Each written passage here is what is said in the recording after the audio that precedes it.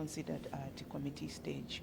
We have the National Arts Council of Zambia Amendment Bill, National Assembly Bill number 20 of 2026. We have the Green Economy and Climate Change Amendment Bill, National Assembly Bill number 39 of 2026. The National Health Research and Training Institute Amendment Bill, National Assembly Bill number 43 of 2026. The Electoral Process Amendment Bill, National Assembly Bill number 44 of 2026, the Zambia Flying Doctor Service Amendment Bill, National Assembly Bill number 47 of 2026, and others coming are the Zambia Medicines and Medical Supplies Agency Amendment Bill, National Assembly Bill number 48 of 2026, and the Zambia Wildlife Amendment Bill, National Assembly Bill number 49 of 2026. The Zambia National Public Health Institute Amendment Bill, National Assembly Bill number 50 of 2026 will also come up.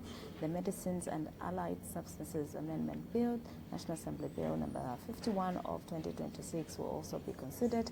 Not forgetting the Sports Council of Zambia Amendment Bill, National Assembly Bill number 52 of 2026, including the Zambia Educational Publishing House Foundation Amendment Bill, National Assembly Bill number 54 of 2026.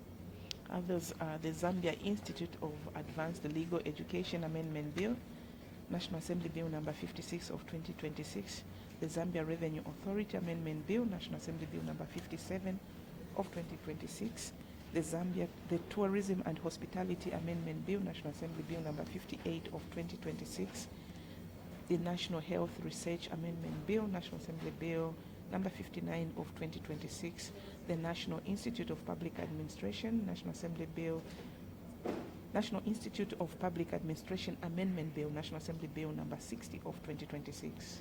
And the last few bills that will be considered will include the National Prosecution Authority Amendment Bill, National Assembly Bill number 61 of 2026, the Persons with Disabilities Amendment Bill, National Assembly Bill number 64 of 2026, the Land Perpetual Succession Bill, National Assembly Bill number 66 of 2026, and the National Pension Scheme Bill, National Assembly Bill number 68 of 2026. However, committee consideration of bills at committee stage is not the last orders. We still have two more bills at which stage, Pauline?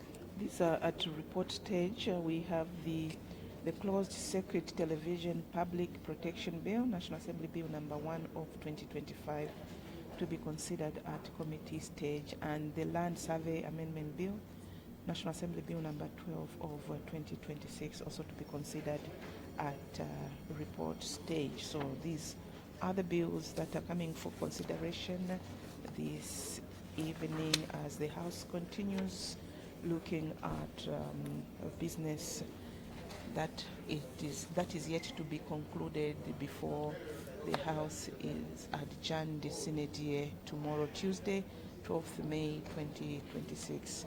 Of course, you will recall that on 30th April 2026, our Honor, the Vice President, moved a motion to suspend Standing Orders 24, 1 and 2, 27, 34, and 123 of the National Assembly of Zambia Standing Orders 2024 to enable the House to sit from Monday 4th to Tuesday 12th May 2026 from 10 hours until business is concluded on each day, as well as consider more than one stage of a bill at a single sitting until the House adjourns. And this was also to facilitate for the House to finish all the business that was outstanding. So the House has been sitting non-stop from Monday 4th May until tomorrow when the House concludes its business. Yes, indeed, Pauline, and it's been it's been work. Let's just say it's been work. Yes. But of course, we're here to bring Parliament closer to you as Parliament TV. And just to mention that you can follow the deliberations on the DSTV platform. That's on channel 272. Then on GoTV platform, you can follow us on channel 28. And the Top Star platform, you can follow Parliament TV on channel 5. And in case you've just tuned in, like always, we do say that we appreciate your viewership and we hope that you'll be with us up to the time that we end today's transmission. But just a quick mention indeed on what indeed has happened on the floor of the House from the time Business did commence at 14 hours. The House resolved into Committee of the Whole House to consider supplementary estimates of expenditure number 1 of 2026, and the committee has since agreed to a total of about 26,320,696,581 kwacha. And after this, the presiding officer, Madam Speaker, did indeed nominate the Minister of Finance and National Planning, a committee of 1 to introduce the necessary legislation, and the Minister of Finance did present actually the Supplementary Appropriation Bill, National Assembly Bill number 78 of 2026. We do expect second reading to take place when business commences. In the meantime, enjoy watching Parliament TV. Order, honorable members. When business was suspended, the House was considering the supplementary estimates of expenditure, number 1 of 2026, and the Honorable Minister of Finance and National Planning had just presented the Supplementary Appropriation Bill number, National Assembly Bill number 78 of 2026. Let the bill be read the first time. The Supplementary Appropriation Bill, National Assembly Bill number 78 of 2026. Day for second reading.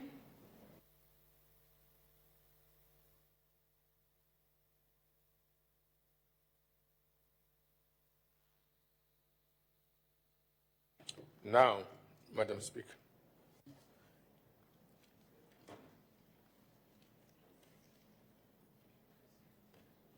Second reading of the bill to be taken now. The Honorable Minister of Finance and National Planning. Madam, I beg to move that the bill be now read a second time.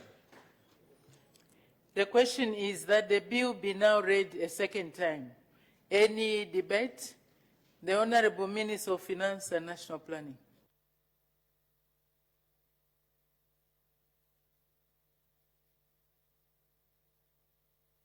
Madam Speaker, the House has just agreed to the supplementary estimates number 1 of 2026, and this bill is necessary to give effect to the resolution of this House. The supplementary estimates amounting to 26.3 billion kwacha seek to address critical expenditure pressures across key sectors of the economy. Notable allocations include substantial funding to the agricultural sector to support payments to farmers and agro-dealers under the Farmer Input Support Program. Firstly, resources under loans and investments to cater for wage adjustments, dismantling of arrears and contingency provisions, as well as increased allocation to social protection programs such as social cash transfer and food security pack.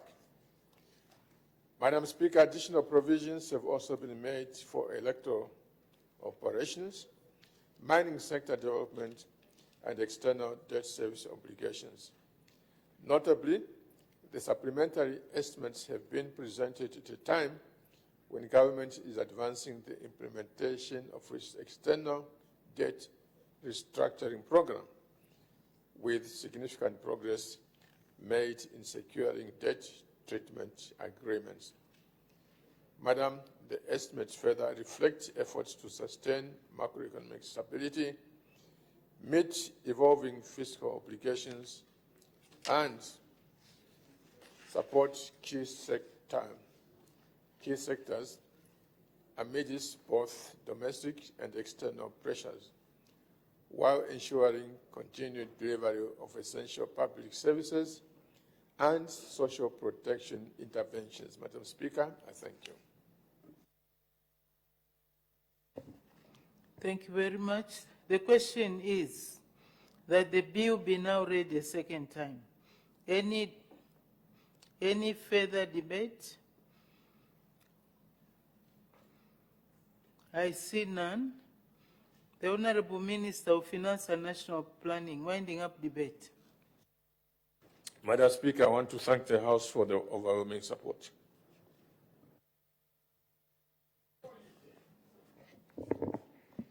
I put the question. The question is that the bill be now read a second time. As many as are of that opinion say aye. Aye.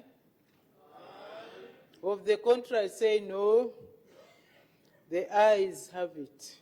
The question is resolved in the affirmative. Let the bill be read a second time.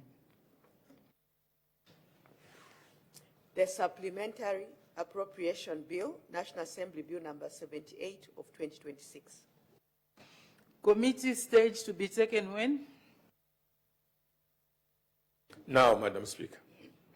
Committee stage to be taken now. The House will now resolve into committee.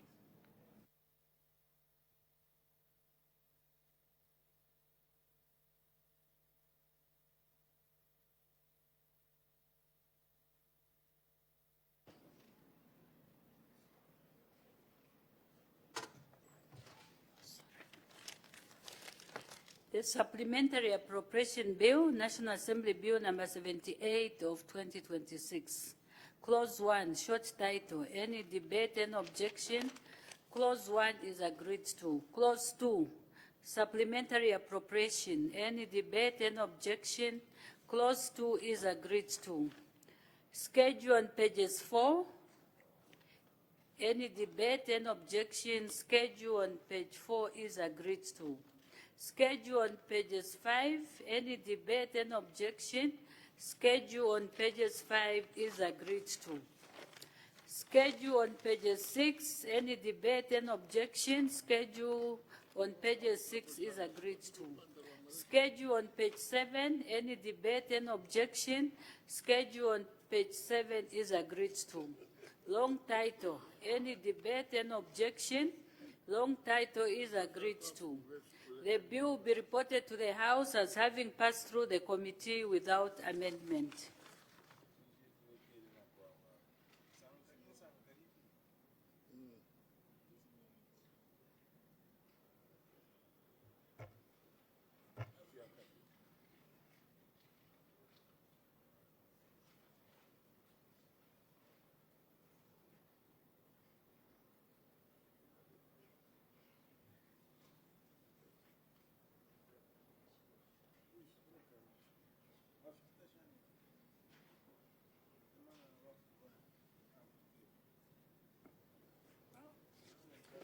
Madam, I have to report to the House that the Committee of the Whole House has gone through the Supplementary Appropriation Bill, National Assembly Bill number 78 of 2026, without amendment.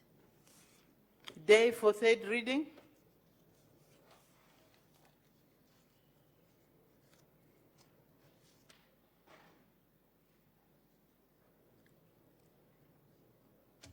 Now, Madam Speaker. Third reading to be taken now. The Honorable Minister of Finance and National Planning.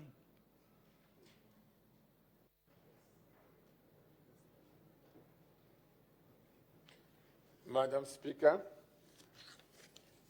I beg to move that the bill be now read third time. The question is that the bill be now read the third time. Any debate? Any objection? The question is agreed to. Let the bill be read the third time. The Supplementary Appropriation Bill, National Assembly Bill number 78 of 2026. Thank you. Next order.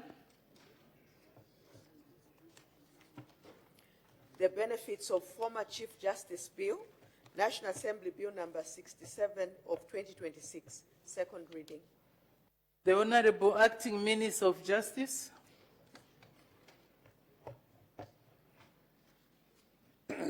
Madam Speaker, the Retirement Benefits of Former Chief Justice Bill 2026 seeks to provide for a standalone and comprehensive legal framework on the retirement benefits of a former Chief Justice that will ensure the integrity independence, and efficiency of the judiciary.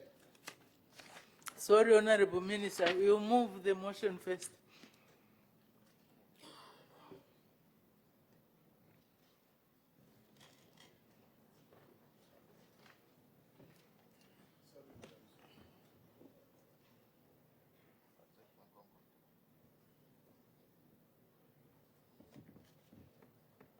Madam Speaker, I beg to move that the bill be now read a second time.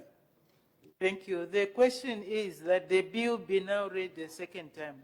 Any debate? The Honorable Acting Minister of Justice. No. Thank you, Madam Speaker.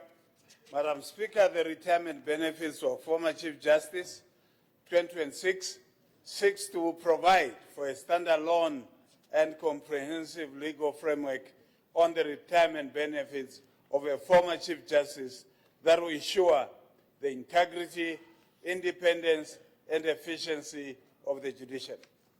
Madam Speaker, in the Republic, the head of each of the three arms of government, that is the executive, the legislature, and the judiciary, perform distinct constitutional functions and bear significant responsibility in the governance of the Republic.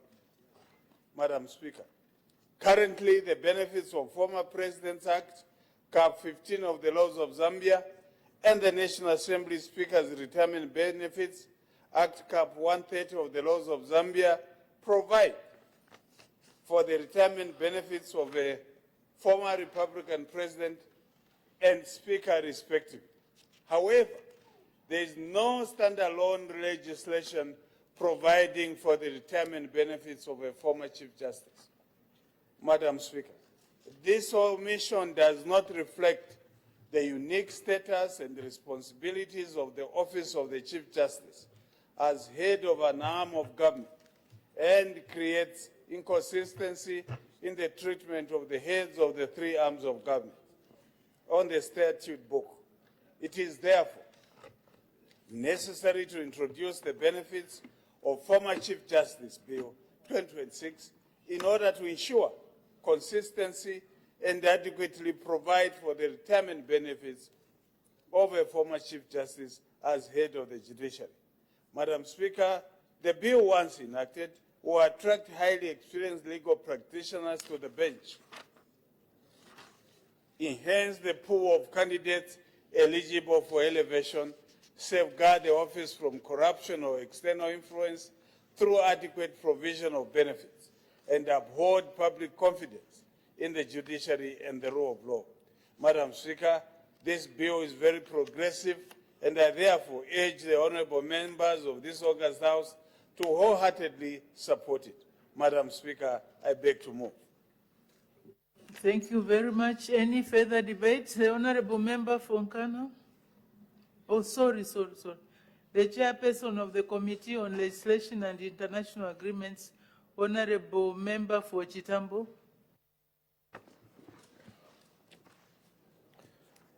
Thank you very much, Madam Speaker. I have the honor, on behalf of the Committee on Legislation and International Agreements, to present the report on the benefits of former Chief Justice, Bill number 67 of 2026, for the 5th session of the 13th National Assembly. Madam Speaker, the bill before this august House seeks to establish legislation governing the retirement benefits of a former Chief Justice currently. Matters relating to the retirement benefits of judges, including the Chief Justice, are provided for under the Judges' Conditions of Service Act, Chapter 277 of the laws of Zambia. However, stakeholders submitted and the committee agrees that the office of the Chief Justice occupies a unique constitutional position as the head of the judiciary and therefore warrants specific legislative recognition. Madam Speaker, the committee notes that judicial independence is one of the cornerstones of constitutional democracy. The Constitution vests judicial authority in the courts and safeguards the independence of the judiciary from undue influence or interference in this regard. Stakeholders emphasize that adequate retirement benefits form part of the broader protections intended to preserve the dignity, independence, and integrity of judicial office, even after retirement.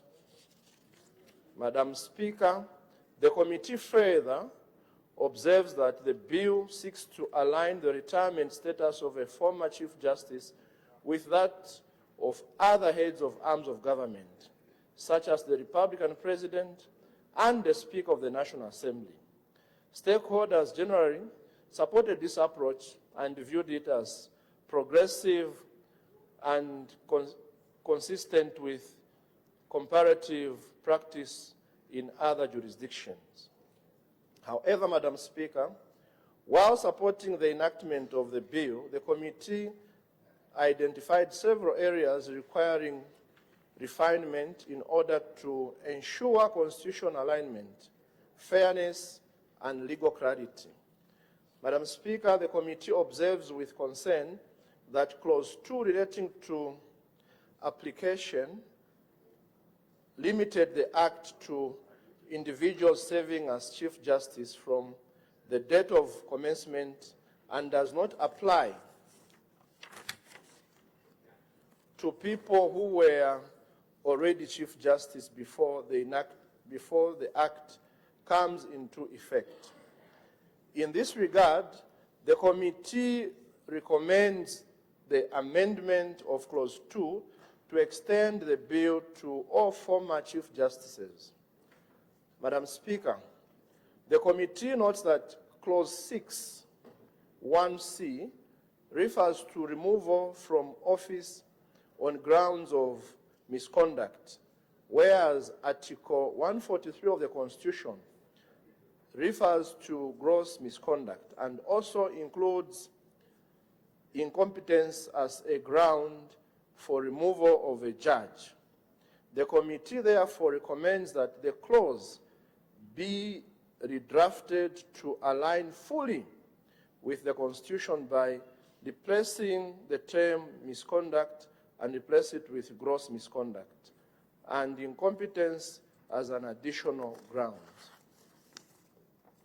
Madam Speaker, the committee also considered the proposal that all benefits should automatically cease where a former Chief Justice is removed from office on 40-based grounds. While acknowledging the need for accountability in public office, the committee is of the view that a complete forfeiture of all benefits may be excessive, particularly where some benefits are earned through years of service rendered to the nation. Accordingly, the committee recommends that the bill adopts a more balanced approach similar to that provided under the Judges' Conditions of Service Act, where benefits may be reduced or certain additional privileges suspended, rather than imposing an absolute loss of all entitlements. Madam Speaker, the committee further observed concerns regarding the provision that disqualifies a former Chief Justice from benefits upon engaging in active politics. Stakeholders argued that once retired, a former Chief Justice ceases to perform judicial functions and remains entitled to enjoy constitutional freedoms, including freedom of association and participation in public affairs. The committee agrees with the position and therefore recommends the removal of active politics as a ground for loss of benefits. However, the committee further recommends that state-provided ancillary benefits should not be used for partisan political activities. Madam Speaker, the committee also took note of concerns regarding the fiscal implications of the bill, particularly in light of the country's broader socio-economic challenges. However, other stakeholders submitted that the number of potential beneficiaries remains limited and predictable, and therefore manageable within the national budget framework. Madam Speaker, in conclusion, the committee supports the enactment of the benefits of former Chief Justice, Bill number 67 of 2026, as it represents an important step towards strengthening the institutional dignity and independence of the judiciary. Nevertheless, the committee strongly urges the executive to consider the recommendations contained in the report in order to enhance the clarity, constitutionality, and fairness of the proposed law. Madam Speaker, I thank you. Thank you. Any further debate? The Honorable Member for Shiwangandu. Thank you so much, Madam Speaker, for permitting me to make a few comments on the proposed amendments, which intend to introduce a standalone piece of legislation to deal with conditions of former Chief Justices. Madam Speaker, as I support the proposed amendment, I just want to make a few comments to the effect that we should start being inclusive when we are dealing with matters of this nature. And like the mover of the motion has stated, previously the conditions of former Chief Justices were provided for in the Judges' Conditions of Service, Cap 277 of the laws of Zambia. So to just isolate one office without reviewing the rest of the other offices poses a challenge. Yes, we know the financial implications that come with such improvements, but indeed, if we have to honor people that serve at that high level of the arm of government, being the judiciary, we must just strive to find resources. Now, I'm emphasizing the point of inclusivity.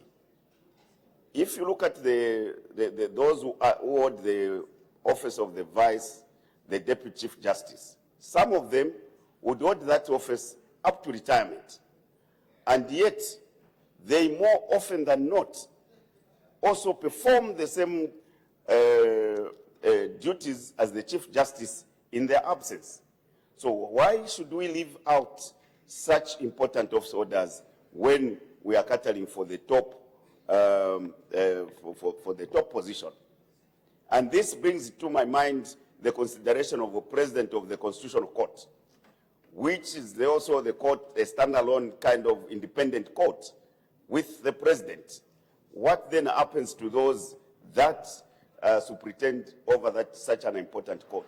So when we have got an opportunity like this, Madam Speaker, it's important that we bring pieces of legislation that are inclusive so that we don't leave people out. Because, you know, it's like a parent just looking after the parent without taking care of the children. So, in my view, we must be inclusive. We should have been looking at the improvements on the judges and the conditions of judges under the Act which was providing for the Chief Justice.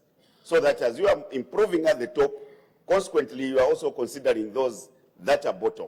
That way, you are holistic, you are taking care of everybody. And not that you give them the same and exact conditions, but you must be seen to be caring for all those constitutional officers who are under the judiciary. And like I've said, the next thing we shall be saying, what about the President of the Constitutional Court? Then you start thinking of bringing another piece of legislation.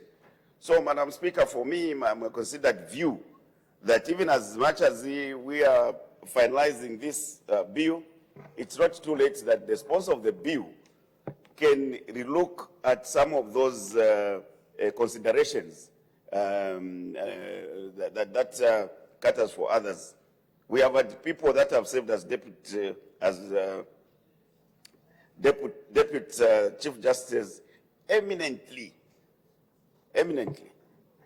for a long period of time, including swearing in presidents as acting chief justices. So to try and leave them out here is being unfair, Madam Speaker. So as we are passing this bill for the second reading, my earnest appeal to the sponsors of the bill is to make those considerations. This is how we left the office of the Vice President, Madam Speaker. After we enacted the Constitution in 2016, we were supposed to consequently revise the conditions of the Vice President. I'm happy that we have attended to that just recently. But it shouldn't be the case. We should have done it immediately after the 2016 Constitution was done. So this is the same thing I'm appealing here. We shouldn't just, yes, we agree the Chief Justice needs to be looked after, but there are others too. The judges who retire, how do we also consider them by improving some of the conditions in the act that governs their conditions of service? Lastly, Madam Speaker, I don't know why these issues of saying the surviving spouses has been such an issue, and now we fail to deal with simple, straightforward issues like this. Because at the end of the day, the drama will still be there if we don't provide for those issues in the law. Yes, indeed, there are certain traditions where it's normal for people to have more than one wife. There are traditions, we can't avoid that.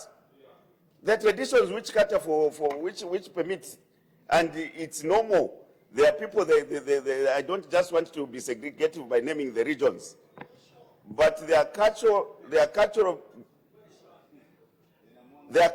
that allow people to marry two wives.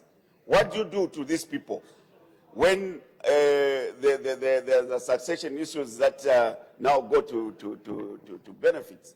So we should just bite the bullet, Madam Speaker, and address those issues because they are there in communities. I remember my old honorable member, the late, may so rest in peace, Honorable Muntanga, here, the elephant, used to tell us here, and I remember his debate, he could say, look, don't demonize those people who openly marry two women because the culture accommodates them.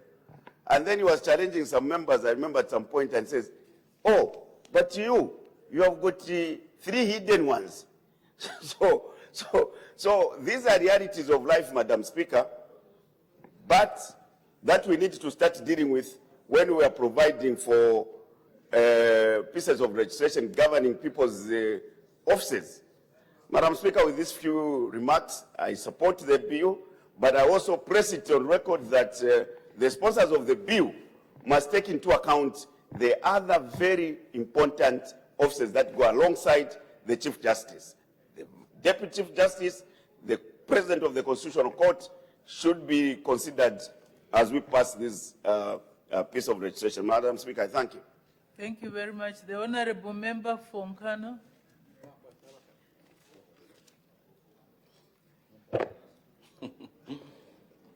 Madam Speaker, let me start by stating that I'm very reluctant to support this proposal.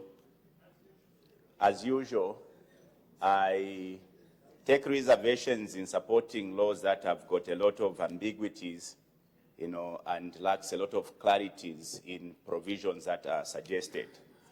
Just as an example, Madam Speaker, when we were passing the law relating to the entitlements of the former vice president, we had provided for even those that served in prior years. But here, this law is specific to the Chief Justice at the time of the consideration of this particular proposal. So, like my elder brother, I am reluctant to support a law that targets individuals. I am also reluctant because of the clarity in that when the law speaks to a surviving spouse and only names a child, just like Honorable Kampyongo was saying, there will be cases where somebody would survive, or four or three or more spouses will survive after the Chief Justice. What happens to how we deal with all these surviving, spouses? Now, I am compelled to express reservations because of what has been noted by many stakeholders, the fiscal and budgetary implication of this proposal. Madam Speaker, this law is proposing for the establishment of very expensive, benefits for a Chief Justice. We are being told of a tax-free salary, and this is for life. We are being told of a mansion that has to be built, a car, and the government will have to take care of a driver as well as servicing. Now, this speaks to priorities. At a time like this, Madam Speaker, when overall the resource envelope for government seems to be thinning every day, I think for me it's erroneous to continue prioritizing, paying off very senior government officials at the expense of the many citizens who are needing government support. Here, Madam Speaker, it would appear as though genuinely government wants to provide reasonable retirement for these senior officers, but not at the expense of the many civil servants who are struggling at present times. Because, Madam Speaker, if you are not aware, public servants are barely surviving today because the salaries they are getting are not commensurate with the cost of living at present times. And so government should be more concerned about strengthening or bettering the well-being of these many public servants without whom even this office cannot function. That is why, Madam Speaker, I'm very conflicted that we seem to be prioritizing the interest of these very senior officials, some of whom, in fact, most of whom can actually even survive, even without these schemes that we are trying to propose here.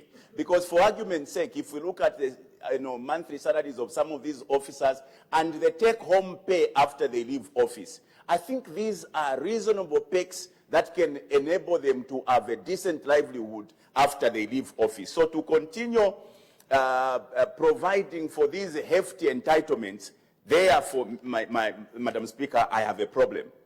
Secondly, Madam Speaker, this proposal seems to be creating a special case for one individual. Presently, the Chief Justice is covered under the laws of Zambia, which is the Judges and Conditions of Service Act of 277, which provides for many other things, his salaries and what he takes home after leaving service. If you go in other jurisdictions, because we do a lot of benchmarking, if we wanted to comply with what is happening in other regions, we could have taken an example of what's happening in South Africa and in Botswana, as highlighted even in the report, that the Chief Justices in those jurisdictions are covered under the existing laws that equally covers the judges. I think that there's nothing so special that we must now create a separate law for the Chief Justice, whereas if we wanted to give them perhaps better or reasonable packages, we could have simply revisited the same Judges and Condition Service Act of 277. Madam Speaker, the other reason why I am skeptical to support, supporting this proposal are some of these outrageous propositions that are being made in the name of exemptions to when somebody will be entitled to these schemes being proposed here. For me, what I think is that if, or rather a pension is not a favor. It is a reward for somebody's distinguished service to the nation. If we are proposing that the Chief Justice, for the service he has rendered to this country, we must reward them with these hefty, lifelong, benefits, it must not come as if we are doing them a favor. It must come as a token of appreciation for having served the country well. There is no relationship between one getting involved in politics and one being entitled to benefits after having served the nation. So the clause that is providing an exemption as times when the Chief Justice will not be entitled to benefits, being him or her getting involved in politics, for me doesn't sit well with me. Just like I argued over the benefits around the former vice president and the president. There's no relationship. It must be stated here that after I serve, if you want to provide a pension for me, I am entitled because I have served. To stop me from enjoying my entitlements because I've involved in politics is completely unfair. Secondly, there's another exemption when one is convicted after having left office. If a Chief Justice is convicted while he's in office, this is a different case. But when one is convicted after having left office, where is the relation? What is the problem that you want now to deny them of what they are entitled because of their distinguished service to the nation? Madam Speaker, it is because of these clauses that is why I am conflicted in supporting this, even though I recognize that it is imperative for a country to recognize men and women for their distinguished service to this nation. But in the absence of consideration to the general welfare, the social inequalities existing between those in the upper brackets, in the civil service, and those in the lower brackets, I am very, conflicted in how I should support hefty, allowances or entitlements for the seniors when we are leaving the juniors unattended to. Madam Speaker, I submit. The Honourable Member for Chilubi. Thank you, Madam Speaker. I would like to adapt some of the things that the area speakers pointed out to, especially the interaction of certain things as it may be. But I want to concentrate mainly on the interaction of Section 4 and 6. Madam Speaker, the Section 4 gives, 6 takes away. And under what circumstances? Madam Speaker, when you look at Section 4, Section 4.1, and together, read together with the schedule, first schedule behind there, it does include the spouse. And when it includes the spouse, Madam Speaker, I know that the bill has talked about Interstate Act, but it has not addressed the Wills Administration and Administration of Estate Act number 60. It only addresses the Interstate Act number 59. And looking at creating a balance, this particular bill is pointing to what the former Chief Justice will lose, even when they are not active in politics. And among the things that they will simply lose is a motor vehicle. In Section 4, subsection 1C, one driver and one motor vehicle. When they come back from active politics, that's what they are likely to lose. The other things will be retained. That's what the bill is saying. Madam Speaker, I know that the spouse of the former Chief Justice receives these benefits as a result of association to the former Chief Justice. And our laws are quite clear in terms of how they cover family members, as I've already referred to the Interstate Act, Cap 159, and the Wills and the Administration of Estate, which is 60.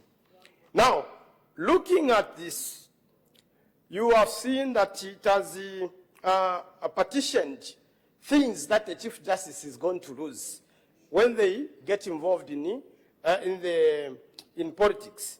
And the subsection, section 4, where subsection 1E indicates that among them is in Schedule 1, which among these things read, diplomatic passport for the former president, for the former Chief Justice and the spouse, medical insurance for the former Chief Justice and the spouse.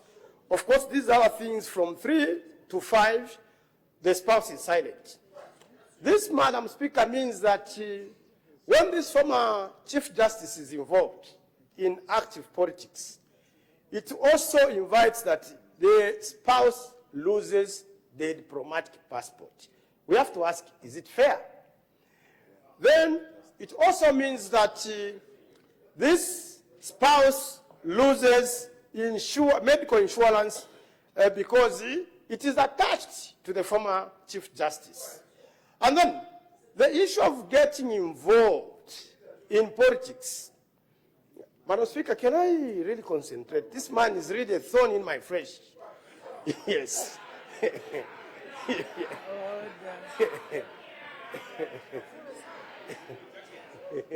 Can we stop being thorns in the honorable member's flesh? Yeah. Honorable It's actually becoming a thorn in my brain because I have to process these things. Madam Speaker, what I'm talking about is that this spouse, who is innocently married to the former Chief Justice, their wife and husband, the former Chief Justice is there, he has not died, they have not divorced, and by contagious arrangement, this spouse benefits from The honorable member, I didn't even hear what did you say? I said contagious, Madam Speaker. Yes. For what? I said contagious, Madam Speaker. Yes. Madam Speaker, maybe if you can tell that man from making noise, maybe there's a thought wave that I'm trying to promote here. Anyway, you may not know. So, Madam Speaker, what we are trying to say here is that if this Chief Justice dies, and the Chief Justice, by nature of the qualifications, would be a lawyer, and they would have read this particular, by that time it would be an act. They would have also read the Interstate Act, which is 59. They would have also read the Wills Act, which is 60. If this Speaker, if this Chief Justice finishes the 5 years, as the law states, and because they have not finished and violated the Constitution, they put under the Wills and the Administration of Estate, which is the Cap 60, they put the wife and the like the way they are supposed to benefit. Then this particular bill says they should vacate from that because it has only tackled the Interstate Act. It means that it leaves the spouse vulnerable, and because it has not taken on board the Wills Act. That's my point.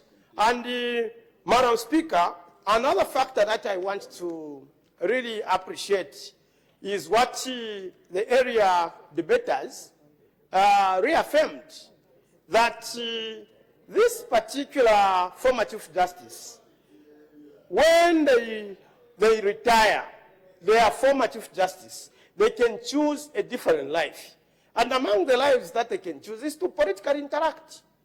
Because freedom of assembly in Article 21 and that of association allows them to do so. And it's in the Bill, in the Bill of Rights, Part 3 of the Constitution. You can't understand what I'm saying. Yeah, you can't. Really, you can't. From one, you can't understand. So what I'm trying to say, Madam Speaker. There is a point of order, although we are... What's the point of order, Honorable Member for Mwandi? Madam Speaker, I stand on a very serious point of order on the member who is currently on the floor of the House. Madam Speaker, the topic at hand is a very, very important motion. The Honorable Member has been debating for the past 7 minutes, almost. And we've heard nothing. And he has continued on the same trajectory of moving from one end, swinging to another end. If us who are in this house are hearing nothing, I'm wondering what the people that are outside are hearing. Is the Honorable Member a researcher, a law student, in order, Madam Speaker, to stand to stand on the floor of the House, say nothing for 7 minutes? Well, we've got a lot of work to be done. Madam Speaker, is in order to continue? Because we are hearing nothing. Madam Speaker, this is standing order number 71. Madam Speaker, I seek your serious ruling. I submit. Okay. Maybe if the honorable members will pay attention, more attention, they will hear something. That's how the honorable member debates. So let's give him chance so that he expresses himself. May the honorable member continue. Thank you, Madam Speaker. I can see that you are really just following as a lawyer when I was quoting those, and I can see you are perusing different documents. That's why I paid attention, and I was looking this side, not this side. Yeah, so Madam Speaker, what I was trying to say... Honorable member, I was just constrained to... You are mixing the Interstate Succession Act and the wills. And yes. So that's where your debate is not very clear on what you are implying. No, Madam Speaker, what I was just trying to say, maybe if I can clarify on that one, is that this particular bill has captured what is supposed to be in the interstate. It has a presumptive position that the former Chief Justice can only die, maybe possibly linked to the interstate. Okay, maybe let's understand. You are talking about Clause 5. Yes, Madam Speaker. Clause 5 is talking about where the spouse, where this, for Touchwood, the Chief Justice, the former Chief Justice dies. Yes. And he leaves a spouse. Yes. Now, when that spouse remarries, yes, then she's going to lose this benefit. Yes. That's what it says. So I don't know how COVID came in. Where it came in, Madam Speaker, is the issue at first started with the schedule, the passport, and the insurance. If you followed me, I said when this former Chief Justice joins politics, it means that by nature of joining politics, he has affected the spouse by losing the diplomatic passport, also losing the insurance for health. That's where I started from. And I did not touch the part that you have touched, especially remarrying. I haven't mentioned the remarrying, Madam Speaker. So is what you are saying that when the former Chief Justice dies, the spouse should continue retaining the passport, retaining the medical insurance, but then on the foreign trip, it's not saying that the former Chief Justice will travel with the spouse. On local trip will travel. It doesn't state that the spouse will accompany the former Chief Justice. Is that what you are saying? Yeah, I understand that those in the schedule 3 to 4, they fall off naturally. But what I was saying is the insurance and the diplomatic passport. I was thinking that it would be ideal to maintain them even when the former Chief Justice has passed on. Then just make a suggestion, propose an amendment. Yes, that's what I'm trying to say, Madam Speaker, that those should be maintained, since my time has run out. Yes. Honorable members, let's allow the people who have shown interest to debate. They are helping us in the process.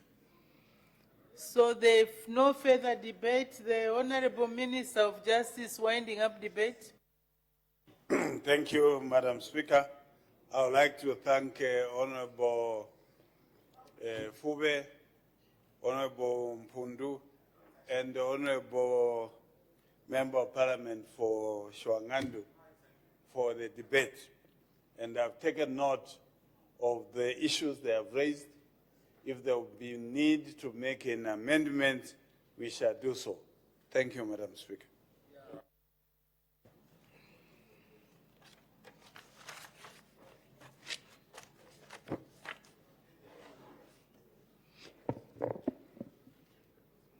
I put the question. The question is that the bill be now read a second time. As many as are of that opinion say aye. Of the contrary say no. The ayes have it. The ayes have it. The question is resolved in the affirmative. Let the bill be read a second time. The Benefits of Former Chief Justice Bill, National Assembly Bill number 67 of 2026. Committee stage to be taken when? Tomorrow, Madam Speaker. Committee stage to be taken tomorrow, Tuesday, 12th May 2026. Next order. The Public Service Pensions Bill, National Assembly Bill number 69 of 2026, second reading. The Honorable Minister of Finance and National Planning.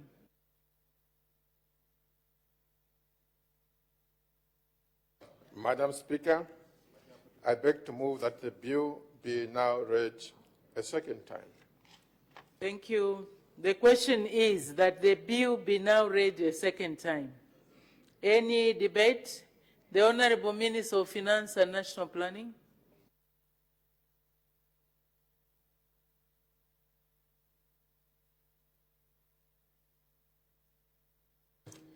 Madam, I have the honor of presenting the Public Service Pension Bill, National Assembly Bill number 69 of 2026. The objects of the bill are to, 1, continue the existence of the Public Service Pension Fund Board, rename it as the Public Service Pension Fund, and redefine its functions. 2, reconstitute the board of the named Public Service Pension Fund and redefine its functions. 3, continue the existence of the membership, contribution, and the benefit structure and name it as the Public Service Pension Scheme. 4, establish the Occupational Pension Scheme. 5, continue the existence of the Public Service Pension Fund in relation to its property component and rename it as the Pension Fund. 6, establish the Occupational Pension Fund. 7, provide for the collection of pension contributions. 8, provide for the payment of benefits. 9, provide for the actuarial valuation of the Public Service Pensions Scheme and Occupational Pension Scheme. 10, repeal and replace the Public Service Pensions Act, Chapter 260 of the Laws of Zambia. And 11, provide for the matters connected with or incidental to the foregoing.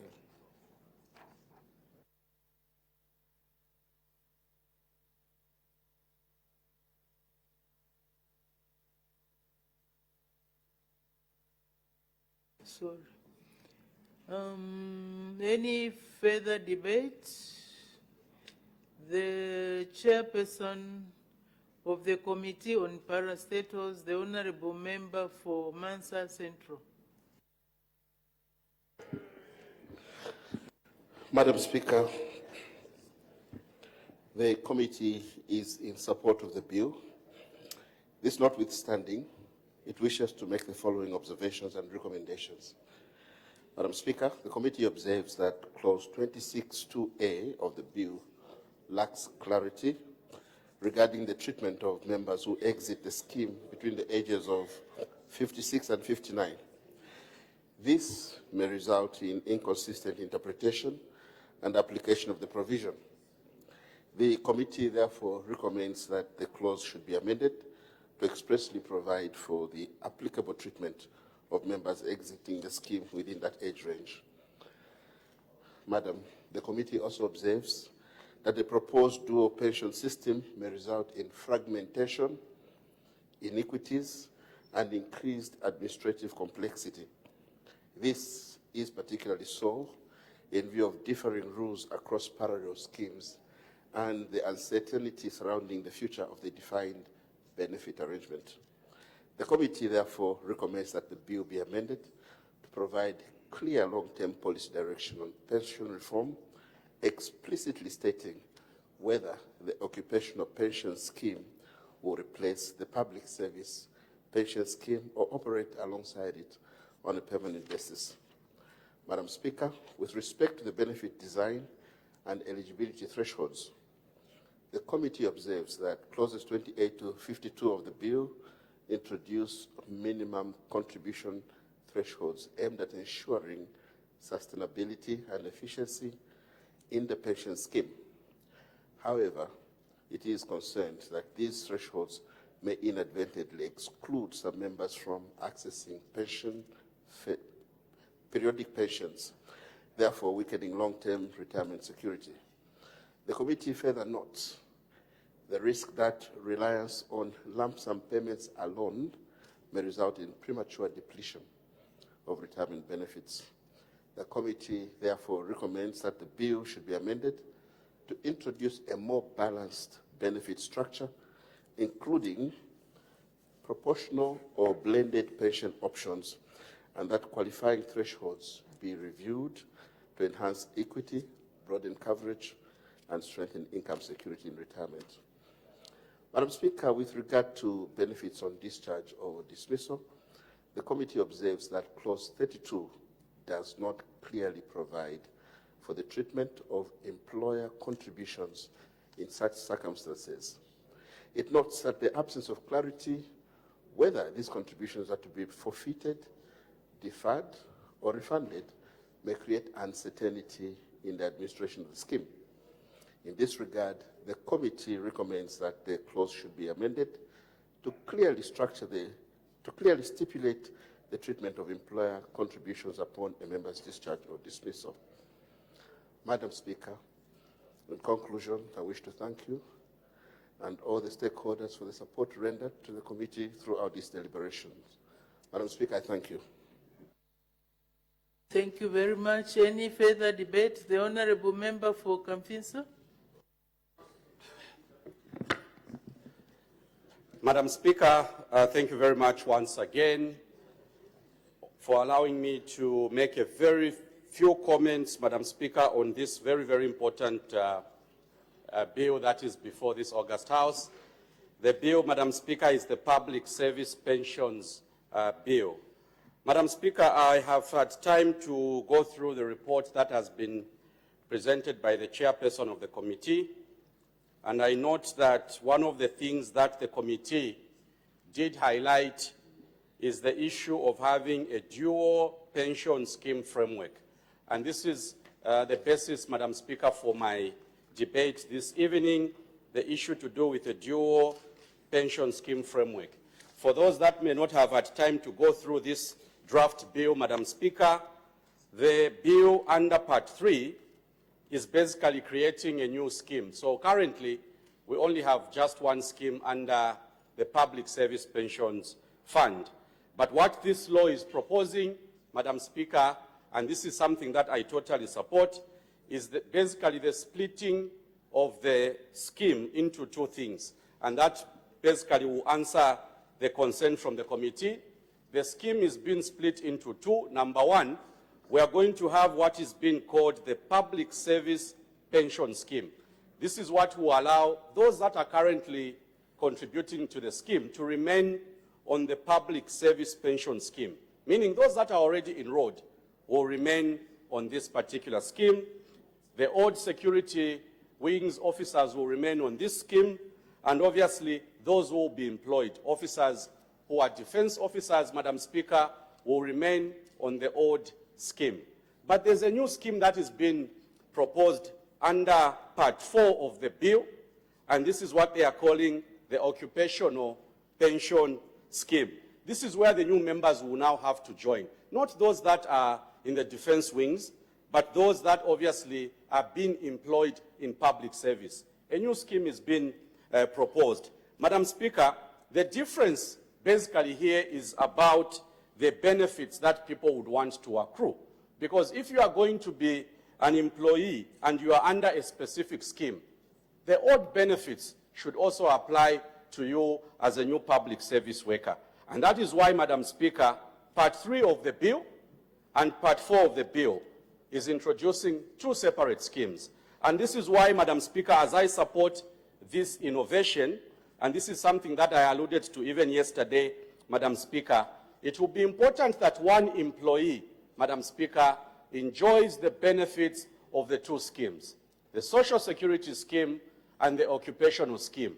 In this occupational scheme, Madam Speaker, the new members are going to enjoy two very, very important benefits under this product, the home ownership product. I'm aware that those who are current contributors, Madam Speaker, of the public service pension scheme do enjoy the benefits of home ownership.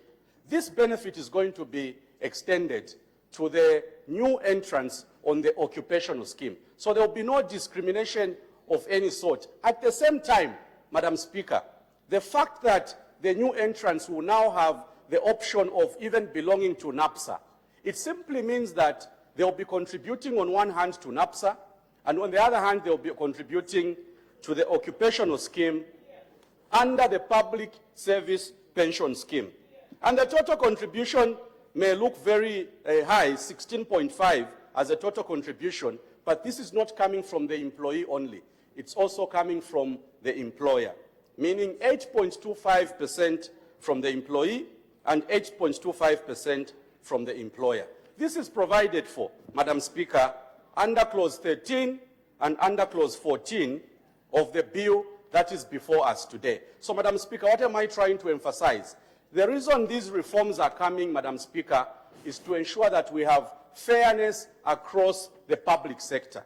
You work for a public sector unit, Madam Speaker, you don't want to be looking to your colleagues who are getting a different amount of money in terms of their benefits. You want to enjoy the benefits that come with belonging to a pension scheme. In short, Madam Speaker, the people of Kamfinsa, where I know we have workers, Madam Speaker, the workers from my constituency have been asking what will be the benefits of us with these reforms. My message to the people of Kamfinsa is that you now have the option of belonging to two schemes, NAPSA and the new occupational scheme.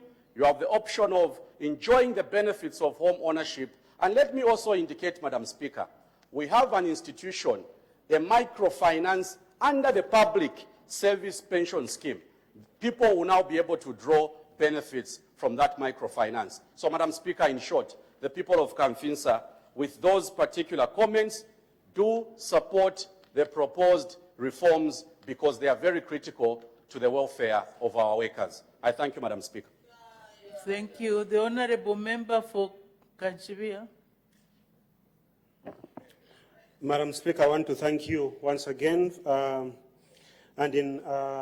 me to also thank the committee, the chairperson, and the seconder for moving this very important and progressive report and this bill. I want to also thank the government, the executive, that this bill, Madam Speaker, represents one of the most important social security reforms in public service over the years for our workers. What this bill has done, Madam Speaker, is to respond to the existing gaps, the inequalities, and the sustainability concerns which have disadvantaged civil servants for the longest of time. And so this bill comes to modernize the pension scheme.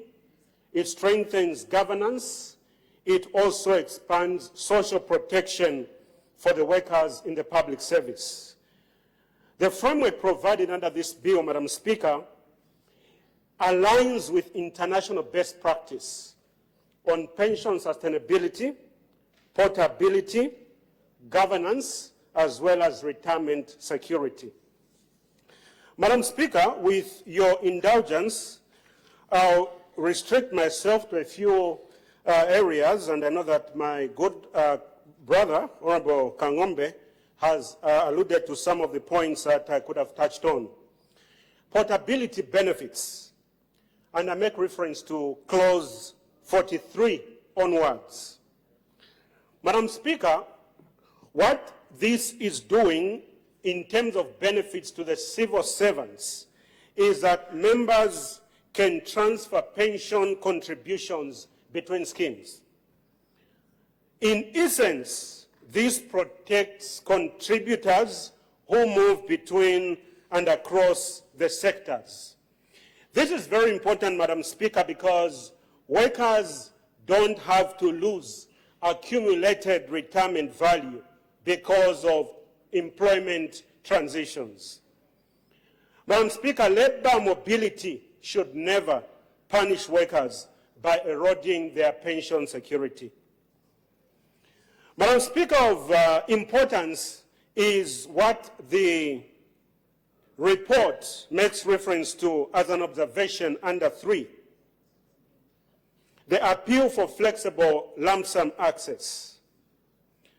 That while periodic pensions promote long-term security, contributors should also enjoy meaningful lump sum access upon retirement.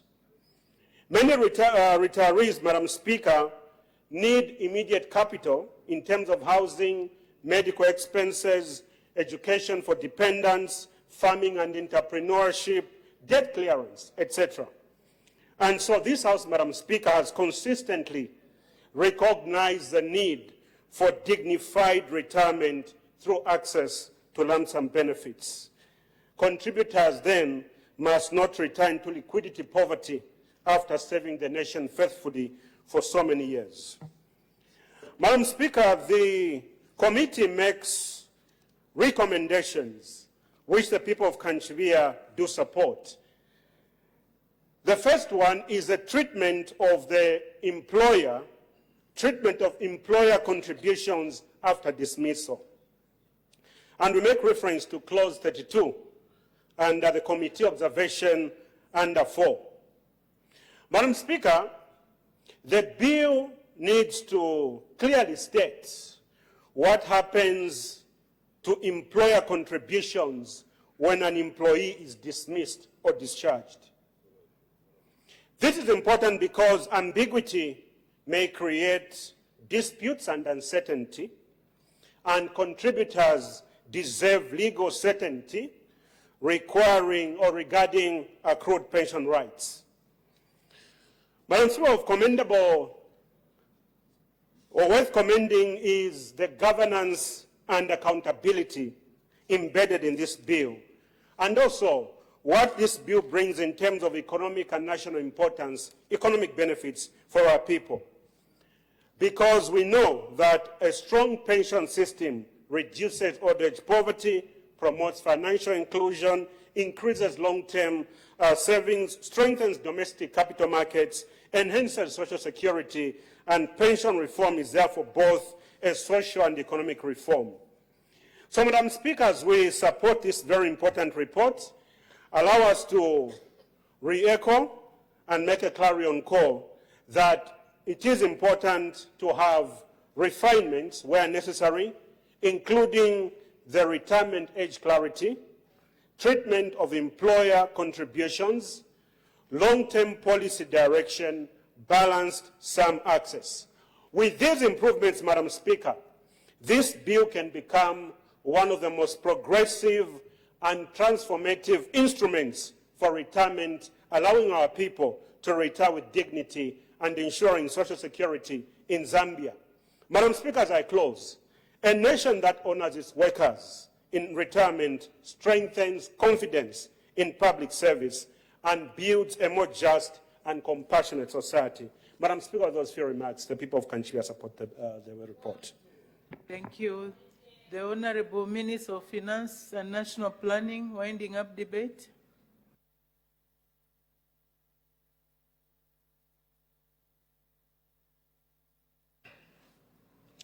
Thank you, Madam Speaker.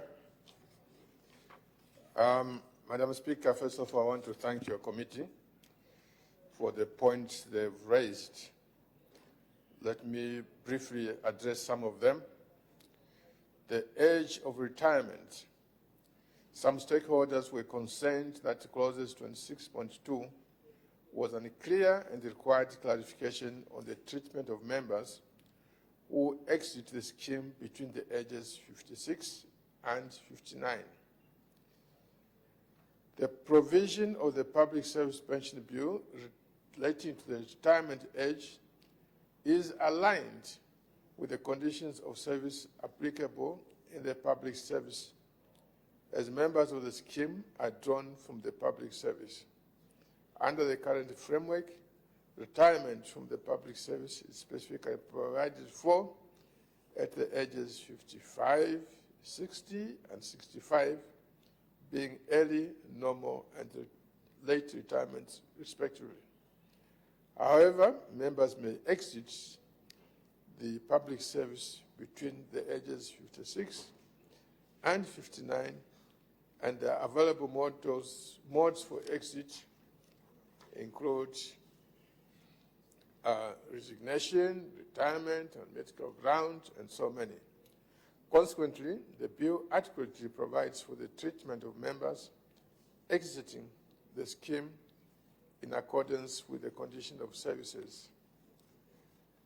On the dual pension scheme framework, some stakeholders were concerned that the provision for dual pension system might fragment the public service pension framework by creating two parallel schemes with different rules, benefits, and risk structures. They were of the view that uncertainty regarding the long-term direction of reform, particularly whether the defined benefit scheme would be phased out or continue alongside the defined contribution, made fiscal and actuarial planning more difficult. Madam Speaker, the proposed arrangement is a deliberate measure intended to ensure sustainability, protect accrued rights, and facilitate smooth introduction of the new pension scheme. The existing defined benefit scheme will continue to cater for the members already enrolled under that arrangement, and the new entrants from the Defence Force and National Security Services, thereby safeguarding the benefits already accrued. On the other hand, the defined contribution scheme is intended for new entrants in the public service scheme. Madam Speaker, the issue of benefit and design. Some stakeholders were concerned that while the bill introduced a structured and predictable benefit framework linked to contributions and defined contingencies, it placed strong emphasis on a minimum contribution. Members who did not meet these thresholds would receive only lump sum benefits, raising concerns about long-term income security. They noted that although lump sums offered short-term flexibility, they might quickly be depleted, leaving the retirees vulnerable. Madam Speaker, the bill seeks to establish a structured and sustainable pension framework that balances adequacy of benefits, financial sustainability of the scheme, and fairness among members. Madam Speaker, these are some of the concerns that were raised, which I have tried to address. And with that, I thank the House for the support. Thank you. I put the question. The question is that the bill be now read a second time. As many as are of that opinion say aye. Aye. Of the contrary say no. The ayes have it. The question is resolved in the affirmative. Let the bill be read a second time. the Public Service Pensions Bill, National Assembly Bill number 69 of 2026. Committee stage to be taken when? Tomorrow, Madam Speaker. Thank you. Committee stage to be taken tomorrow, Tuesday, 12th May 2026. Next order. The Local Authorities Superannuation Bill, National Assembly Bill number 70 of 2026, second reading. The Honorable Acting Minister of Local Government and Rural Development. Madam Speaker, I beg to move that the bill be now read a second time. Thank you. The question is that the bill be now read a second time. Any debate? The Honorable Acting Minister of Local Government and Rural Development. Madam Speaker, I wish to thank you for according me this opportunity to render a statement to this House on the Local Authorities Superannuation Bill number 70 of 2026. Madam Speaker, the Local Authorities Superannuation Fund is a statutory institution under the portfolio of the Ministry of Local Government and Rural Development. It is responsible for the administration and management of pension benefits for employees of local authorities and associated institutions across Zambia. The existing legal framework governing LASIF is the Local Authorities Superannuation Fund Act, CAP 284, enacted in 1962. That legislation is over 60 years old. It was conceived in an era of fundamentally different governance standards, economic conditions, and pension philosophy. It has long outlived its utility. The government has undertaken a comprehensive review and determined that the time for legislative modernization is overdue. The Local Authorities Superannuation Bill 2026 is the product of that determination. What's the rationale for the bill, Madam Speaker? The case for the legislative reform addresses three broad challenges, being legal inadequacy, institutional constraints, and outdated pension framework. Madam Speaker, on legal inadequacy, the current Act contains critical legal gaps that have materially hampered LASIF's ability to function as an effective pension institution. Chief among these is the absence of legal mechanisms for the fund to coexist with other statutory pension schemes, particularly the National Pension Scheme Authority, NAPSA. This legal deficiency compelled LASIF to halt the admission of new members in February 2000, a situation that has persisted for over 2 decades, leaving a generation of public employees without adequate occupational pension coverage. 2, institutional and governance constraints. LASIF has been operating under significant application constraints that limit its capacity to protect members, enforce compliance by employers, and adapt its operations to changing economic conditions.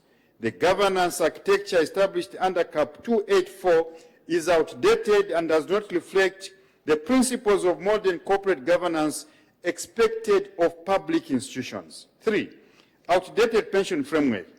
Government's commitment to public sector reform demands that the pension governance for local authority employees meet the same standards applicable to other public institutions. Members of LASIF deserve the same protections, the same transparency and sustainability assurances that modern pension legislation provides. The bill is the government's decisive response to that obligation.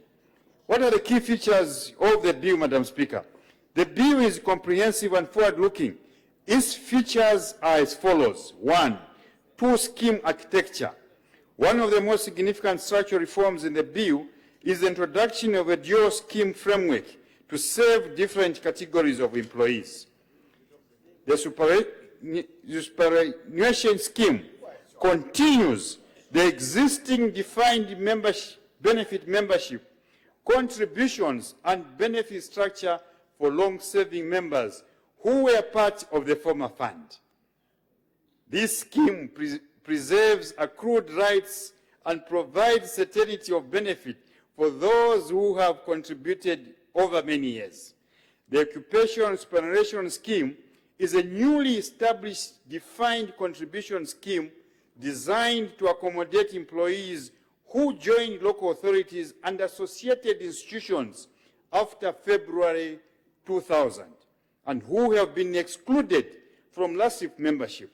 This scheme, Madam Speaker, will be funded by the Occupation Superannuation Fund, which is separately established under the bill.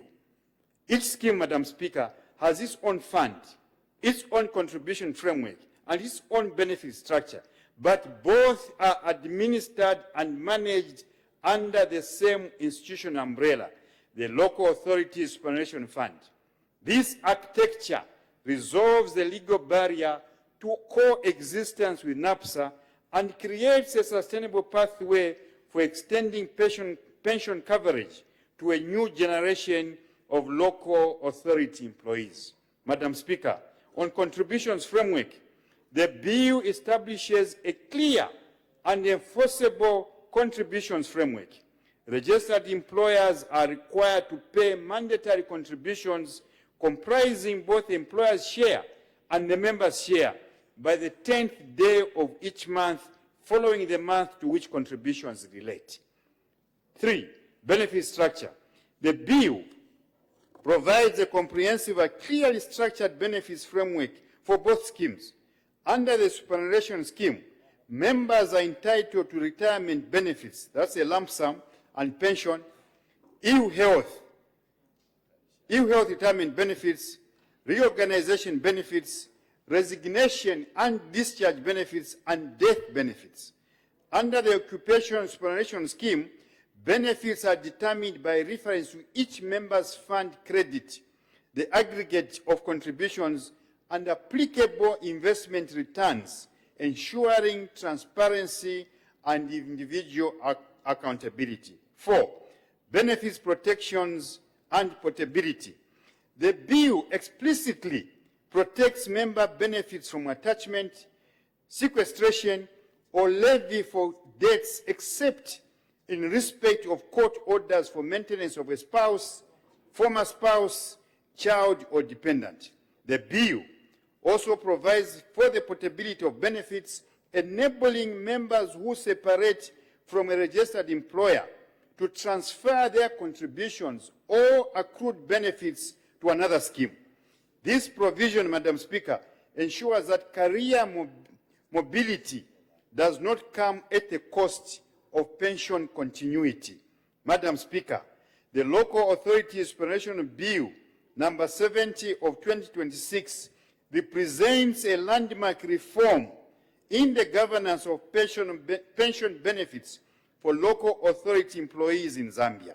It replaces legislation that is over 60 years old with a modern, comprehensive, and sustainable framework that serves the interests of members, the interests of employers, and the public. I therefore appeal to this august House to give the bill its full support and recommend that the Local Authorities Superannuation Bill number 70 of 2026 be read a second time and enacted into law. Madam Speaker, I thank you. Thank you. Any further debate? The chairperson of the Committee on Parastatal Bodies, the Honourable Member for Mansa Central. Madam Speaker, the committee is in support of the bill. This notwithstanding, it makes the following observations and recommendations. Madam Speaker, the committee observes that although the bill provides a comprehensive pensions reform framework, there are a number of governance, structural, and implementation issues that require strengthening to ensure accountability, fairness, and sustainability. In particular, the committee observes that the minister's significant role in appointing board members and the chairperson may create a risk of perceived or actual political interference. In this regard, the committee recommends that appointments should be merit-based and competence-driven, supported by safeguards to limit ministerial discretion. Madam Speaker, the committee further observes that the contribution framework, while actuarially sound, may be undermined by non-compliance, particularly from fiscally constrained local authorities.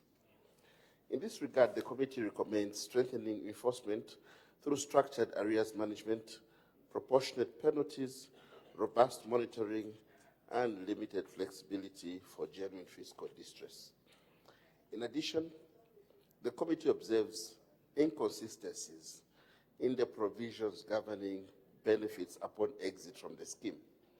In this regard, the committee recommends that the bill should be amended to clearly define benefits payable to members exiting between the ages of 56 and 59, and to ensure consistency between relevant clauses. Madam, with regard to portability of benefits, the committee observes a lack of clarity regarding how transferred benefits are treated in meeting qualifying requirements. In this regard, the committee recommends that the bill should explicitly provide that transferred fund credits reflect the corresponding contribution periods for purposes of determining eligibility. Madam Speaker, the committee also observes that Clause 51 on sub-schemes lacks clarity and may lead to duplication of pension products and regulatory uncertainty. In this regard, the committee recommends that the definition of sub-scheme be strengthened and that consultation with the Pensions and Insurance Authority be made mandatory prior to establishment of sub-schemes. Madam Speaker, in conclusion, I wish to thank you and all the stakeholders for the support rendered to the committee throughout its deliberations. Madam Speaker, I thank you. Thank you very much. Any further debate? The Honourable Member for Kamfisa. Madam Speaker, once again, I'm grateful that you've allowed me to make a few comments on this very, very important piece of legislation. For those that may be wondering who are the members of LASIF, Madam Speaker, LASIF is where all local authorities prior to 2000, workers were actually contributing. If you are employed in any council in Zambia prior to the year 2000, your contributions were obviously going to LASIF. And Madam Speaker, after the year 2000, of course, there were reforms. Workers were told, if you are employed in a council, go and contribute to NAPSA.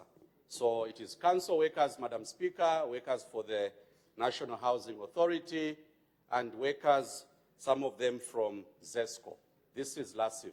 Unfortunately, Madam Speaker, because of the 2000 reforms, LASIF lost the membership. And if you don't have the members, Madam Speaker, if no new members have been added to your scheme, the scheme will have challenges of liquidity.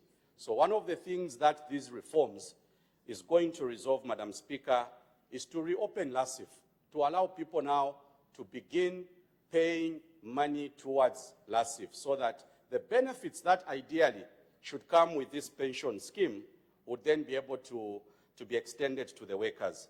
Technically speaking, Minister of Local Government, what you are proposing, and I fully support, is that we need to split LASIF into two things. Number one, all those that were on LASIF prior to 2000, Madam Speaker, will remain on the superannuation fund, which is the old scheme. And then everyone else, Madam Speaker, who is going to be employed in any local authority in Zambia after this law is passed, because I'm quite certain that everyone will support this amendment. Once this law passes, Madam Speaker, everyone who is going to be employed in any council in Zambia will have to be a member of LASIF. And one of the things that people have been asking, especially people that have been working in councils, there are about 35,000 workers who are currently with NAPSA, who are working for councils. But because NAPSA, Madam Speaker, is a social security scheme, there are benefits that they are not getting. And that is why these reforms become critical.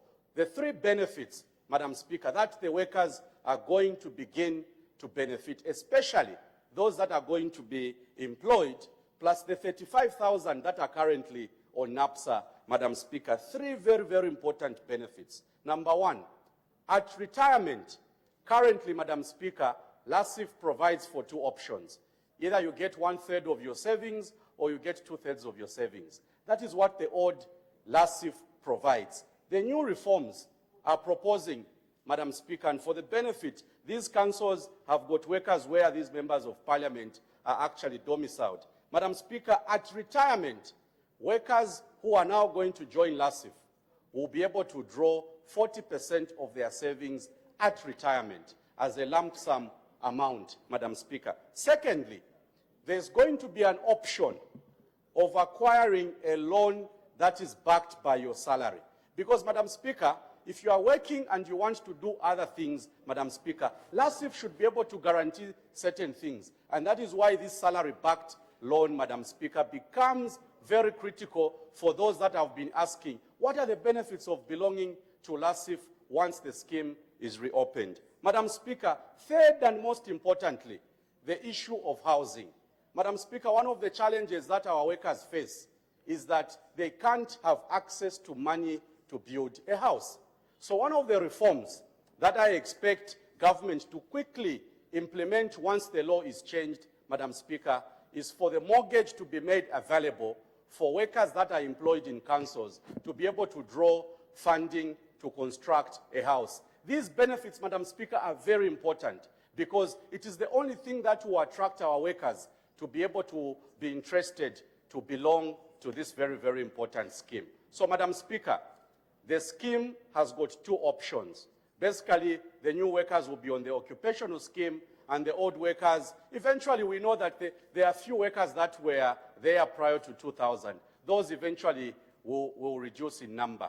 So, Madam Speaker, the people of Kamfinsa are mindful that Zambia has got 116 councils in Zambia, and there are workers that are going to be employed by the Local Government Service Commission. Those members will need to enjoy these benefits.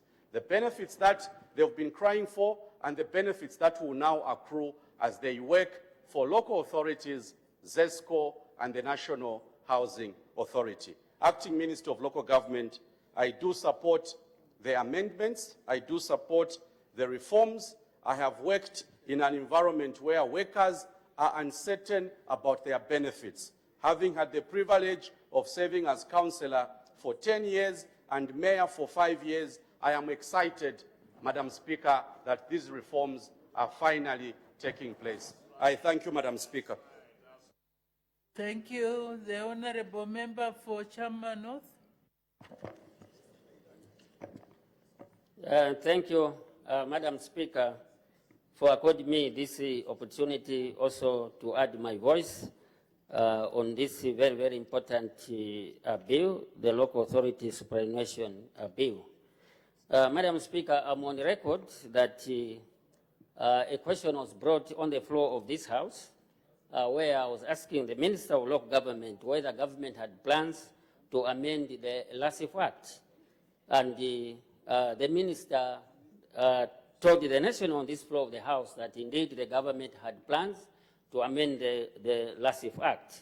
And therefore, I am very, very excited, Madam Speaker, having served as General Secretary in the Union at ZESCO, I know how workers, former workers at ZESCO have been suffering. I know how workers in local authorities, National Housing Authority.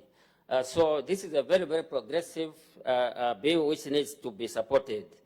Just like what the Honorable Kangombe has said, LASIF was representing ZESCO workers, workers from the local authorities, and also national housing.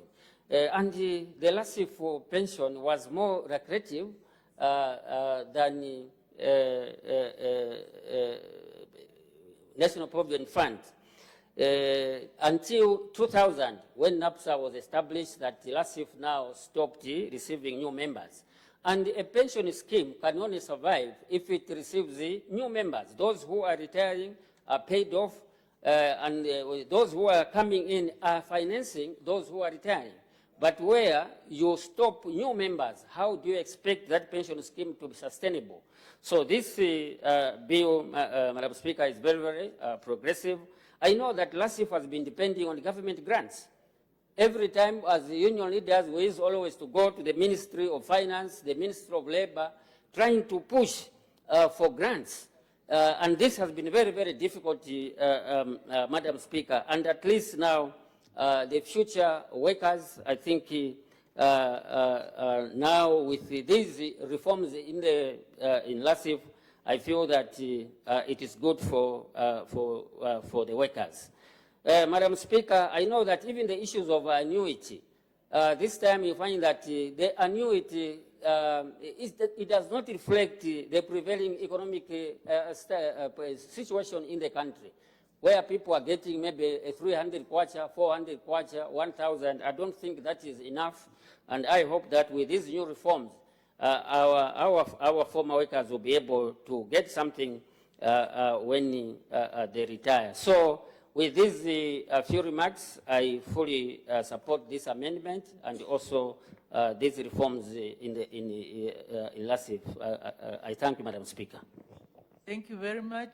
The Honorable Acting Minister of Local Government and Rural Development, wind up debate. Thank you, Madam Speaker, and let me thank the committee for the work they did. Let me also thank Honorable Kangombe for that submission, as well as the ex-unionist, Honorable Mutayachalo. Madam Speaker, it's very, very important that I respond to some very, very important issues which the committee brought about very, very quickly. And number one is on governance, institutional structure, and board position. I think there was many queries there. Our feedback is that the appointment of board members by the minister is standard practice in public institutions that are under the ministerial oversight. Further, the bill has provided criteria that will be used to appoint board members, which includes expected competences. The tenure and all governance-related provisions will be provided in the schedules. On dual pension scheme framework, Madam Speaker, we understand that while there will be two parallel schemes under this Act, their existence, Madam Speaker, is temporal. The old scheme, the superannuation scheme, provides existing membership, which will eventually wind up and will pave the way for the new scheme. That will be supplementary to benefits under NAPSA. Therefore, the inequality being talked about is merely transitional, and in the long term is projected that benefits will become comparable among public workers. Madam Speaker, on contribution framework and penalty regime, the comments and recommendations are appreciated. In alignment with the comments and recommendations, the bill has introduced, Madam Speaker, an inspectorate in Part 10 and other provisions that have strengthened the ability of LASIF to collect contributions beyond ordinary means. Number 4, Madam Speaker, on reorganization and the employer pre-funding obligations. These exist under the provision relating to reorganization and are purely triggered by the employer. Therefore, the requirement to impose pre-funding of benefits under this section is meant to align with the Constitution, which requires that requirement benefits be paid on the last day of work. Therefore, Madam Speaker, we recommend maintaining the provision as it will allow employers to plan reorganizations before actioning them. Madam Speaker, on benefits on retirement for members of the superannuation scheme and benefits on reorganization or discharge of members of the scheme, the bill provides for retirement, Madam Speaker, at ages 55, 60, and 65. Therefore, if a member exists between 56, for example, and 59 years, such an exit would not be treated as a retirement, but will be subjected to the respective benefits corresponding to the circumstances related to their exit. The bill, Madam Speaker, aligns with conditions of service applicable to public workers covered by LASIF.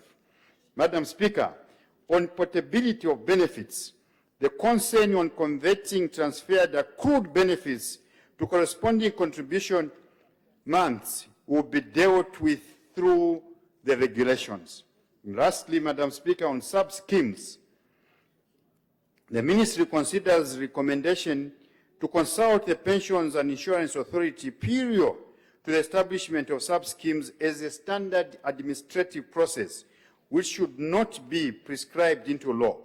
LASIF consults, Madam Speaker, it consults multiple stakeholders prior to making any amendments. And lastly, Madam Speaker, on regulations, this is the last one, regulations, clause 9.4 in reference is under financial provisions, that's in the second schedule, which relates to the finances of LASIF as an institution and not relating to investments of funds related to schemes which is provided for through prescription under Section 48. Indeed, the committee noticed this, and our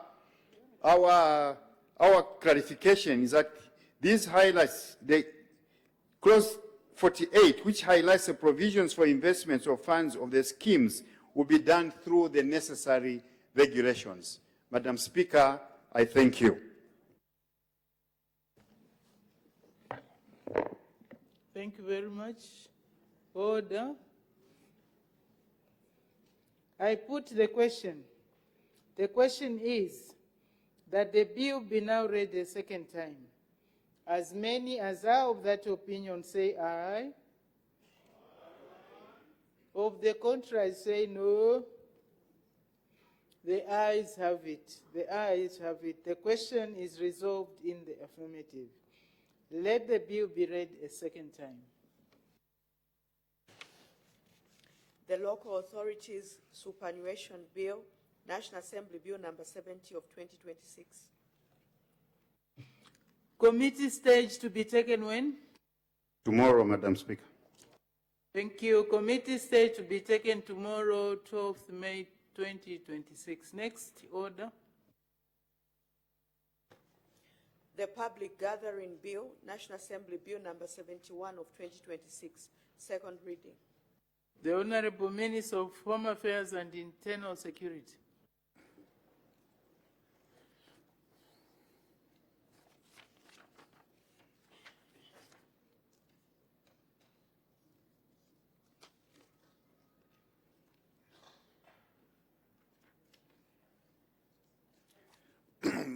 Madam Speaker, I beg to move that the bill be read now for the second time. Thank you. The question is that the bill be now read a second time. Any debate? The Honorable Minister of Home Affairs and Internal Security. Thank you, Madam Speaker. I'm grateful for the opportunity to present this statement on the Public Gatherings Bill number 71 of 2026. At the outset, allow me to express my sincere appreciation to the Committee on Legal Affairs, Human Rights and Governance for its diligent and thorough consideration of this bill. I also commend all stakeholders for their constructive input, which has greatly enriched the legislative process and contributed meaningfully to the development of the bill. Madam Speaker, the proposed bill seeks to provide a modern legal framework for the regulation of public assemblies, meetings, processions, and demonstrations in Zambia. It repeals and replaces the Public Order Act of 1955, aligning the governance of public gatherings with current constitutional principles on human rights, public order, and democratic participation. The process of drafting this bill involved extensive collaboration and consultation with a wide range of stakeholders to ensure the legislation aligns with the needs and expectations of the Zambian people. We engaged the civil society organizations, including religious bodies, political groups, NGOs, as well as traditional leadership throughout the developmental process. The development of this bill was necessitated by the incessant public outcry and court proceedings over the provisions and implementations of the Public Order Act, whose provisions were contentious. Madam Speaker, the central objective of the bill is to strike an appropriate balance between safeguarding fundamental freedoms, particularly the rights to assembly, association, expression, and movement, and ensuring the maintenance of public order and safety during public gatherings. The bill introduces several notable reforms, including a shift from a permit-based system to a notification-based approach, supported by defined timelines for response. 2, provision for deemed approval where authorities do not respond within stipulated periods. 3, clearly defined grounds and procedures for limiting or restricting gatherings, including the requirement to provide written reasons and opportunities for compliance. 4, explicit duties imposed on authorized officers to act fairly, impartially, and in accordance with the constitutional standards. 5, formal recognition of the role of the media in observing and reporting on public gatherings. And 6, enhanced transparency through public access to a register of notices.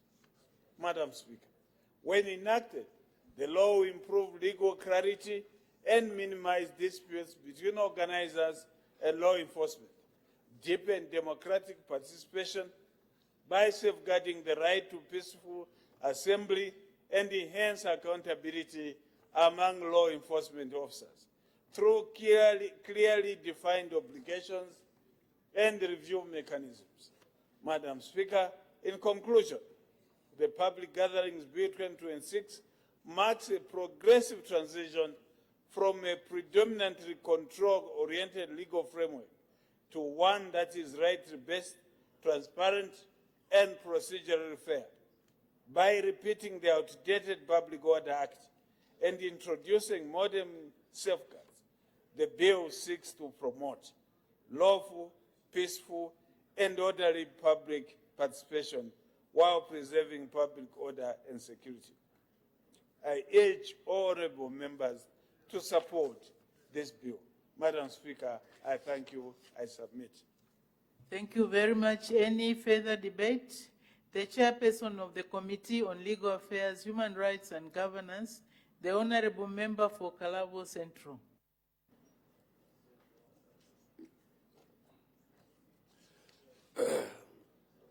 Madam Speaker, in accordance with its mandate, the committee considered the Public Gathering Bill, National Assembly Bill, number 71 of 2026, which seeks to provide a modern legal framework for the regulation of public gatherings, while promoting the protection of the rights to freedom of assembly and ensuring public order and safety. Madam Speaker, this is an important bill as it seeks to replace the Public Order Act, which has long been criticized as outdated and inconsistent with the constitutional principles. The bill presents an opportunity to transition from a restrictive approach to a more right-based framework that facilitates rather than controls the exercise of fundamental freedoms. The committee notes a number of positive features in the bill. In particular, the bill introduces clearer procedure for the notification and management of public gatherings, recognizes the duty of authorized officers to promote and protect constitutional rights and freedoms, provides for media access to public gatherings, and repeals an outdated legal framework that has given rise to considerable legal and practical challenges. The committee further notes that stakeholders were generally in support of the bill and agreed that there is need for a more modern, predictable, and constitutionally compliant framework for the management of public gatherings. Madam Speaker, the committee is satisfied that the bill strikes an appropriate balance between the protection of the right to freedom of assembly and the need to preserve public order and safety. While some stakeholders were of the view that the requirement for notice and approval to hold a public gathering was an affront to fundamental right to assemble. The committee notes that this requirement provided under the bill is intended to facilitate the orderly coordination and management of public gatherings. The committee is also satisfied that the powers granted to authorized officers under Clause 9 are necessary to enable timely interventions in situations that may threaten public order, safety, or property. Further, Madam Speaker, the committee notes that the exemptions provided under Clause 3 are necessary to enable certain office holders and persons to effectively perform their official and civic duties. The committee also notes that these exemptions do not apply during an election period or after the dissolution of Parliament, which serves an important safeguard. The committee is further satisfied that Clause 13, which creates offences relating to non-compliance with the requirement of the Act, is necessary to promote compliance with the law and ensure the orderly conduct of public gathering. Madam Speaker, the committee also supports the immunity provided to authorized officers under Clause 16 for acts done in good faith, as this is necessary to enable them to discharge their functions effectively and without fear of personal liability arising from actions undertaken in the course of duty. However, Madam Speaker, the committee observes that the appeal mechanism under Clause 15 may present practical challenges in accessing the appeals process in a timely and effective manner. The committee, therefore, recommends that consideration be given to an appeals framework that enhances accessibility and ensures the expeditious determination of appeals. In conclusion, Madam Speaker, the committee supports the bill and is of the view that it represents an important step towards establishing a more modern, right-based, and predictable legal framework for the management of public gatherings in Zambia. I, therefore, urge the honorable members to support the bill. Madam Speaker, I thank you. Thank you very much. Any further debate? The Honorable Member for Nkana.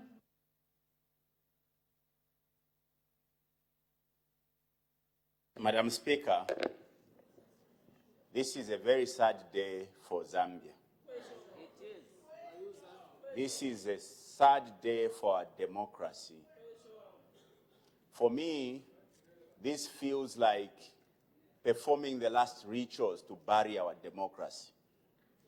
The levels of insincerity around the objectives of this proposed bill is very concerning. I never thought the Honorable Minister would make such a proposal. Madam Speaker, for a very long time, the issue of the Public Order Act has been very contentious. Governments have come in, the opposition would cry foul. Government changes, the ruling party starts to enjoy. Today, the UPND government sees an opportunity to inflict more pain into our democracy. To understand this, Madam Speaker, it will take you to perhaps look at some of the definitions. Madam Speaker, it will interest you. Public gatherings means a meeting, according to this bill, a meeting or assembly or procession of 3 or more people. 3. Madam Speaker. Madam Speaker, the Public Order Act that is being repealed with this bill had only one problem: the enforcement of that act. The enforcement was wrongly being done, which gave rise to so many misunderstandings.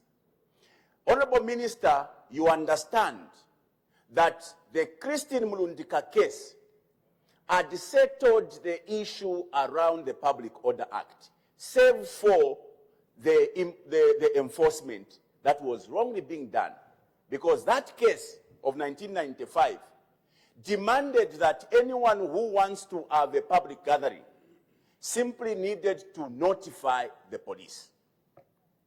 That abuse of the notification is what gave rise to most of the problems that we've been facing around the Public Order Act. This attempt, I thought, was meant to cure that problem. But this is where I have a problem, Madam Speaker. When you read this bill, Madam Speaker, in Part 3, this act shall apply to a public gathering held in the public. 2, despite subsection 1, this act does not apply to public gathering held by the President, by the Vice President, by the Speaker, Deputy and Second Deputy Speaker, by Minister, by MP, and by Mayor and Councillor. There are exceptions that in the course of our conducting business, we are not expected to get a permit. But let's see what they now do in Part 3.3. The exemption for persons under Section 2, those of us who were exempted not to be getting permit, are now, this is what now 3 is saying, the exemption for a person under Section 2, C, D, E, and F, shall not apply during an election campaign and during an election. What the minister is saying, that during a campaign, if you want to have any gathering, you will have to get a permit. That is what this bill is saying. Imagine having to get a permit during campaign. And what are they demanding? That you must notify the police 5 days prior to holding that gathering. Interestingly, this is not just affecting, Madam Speaker, from the definition in this bill, this is not just affecting political gathering. This is affecting any form of meeting. And, Madam Speaker, this bill is suggesting any form of meeting, and public place is being described to mean a road, to mean a highway, to mean any public place where you can access through paying or otherwise. And you know what that means. It means even lodges and everything else. Those include public places. And this bill is now dictating to meet 3 or more people, you'll be expected to notify the police 5 days prior to that. Madam Speaker, I never thought that anybody would be outrageous in proposing that 3 people meeting would need to get a permit. Madam Speaker, Madam Speaker, the Public Order Act had entitled police officers or law enforcement officers to be using discretion away from what the law provided. This bill further goes on to again entitle police officers to be using discretion, suggesting that when they suspect that there's going to be, some confusion at a public gathering, then they will not give you a permit. What was sought to be cured under the Public Order Act has now been made even worse, Madam Speaker. The stakeholders have submitted. How can you now include spontaneous activities? Spontaneous activities would include campaigns.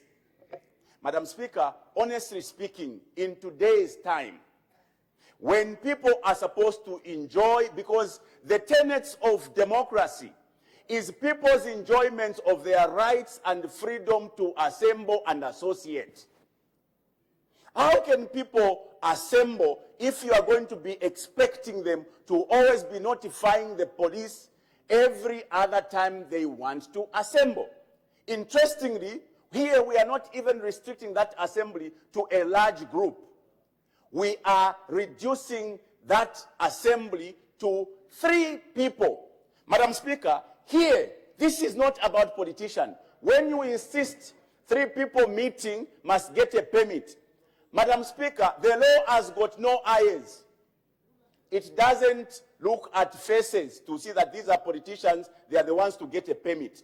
Anyone who meet, even for social gathering, this is one of the observations that has been made by the people that appeared before your committee, that this will now include or will now, subject even people that are going to meet for social gathering, for as long as there will be 3 and more, they will now be controlled under this act.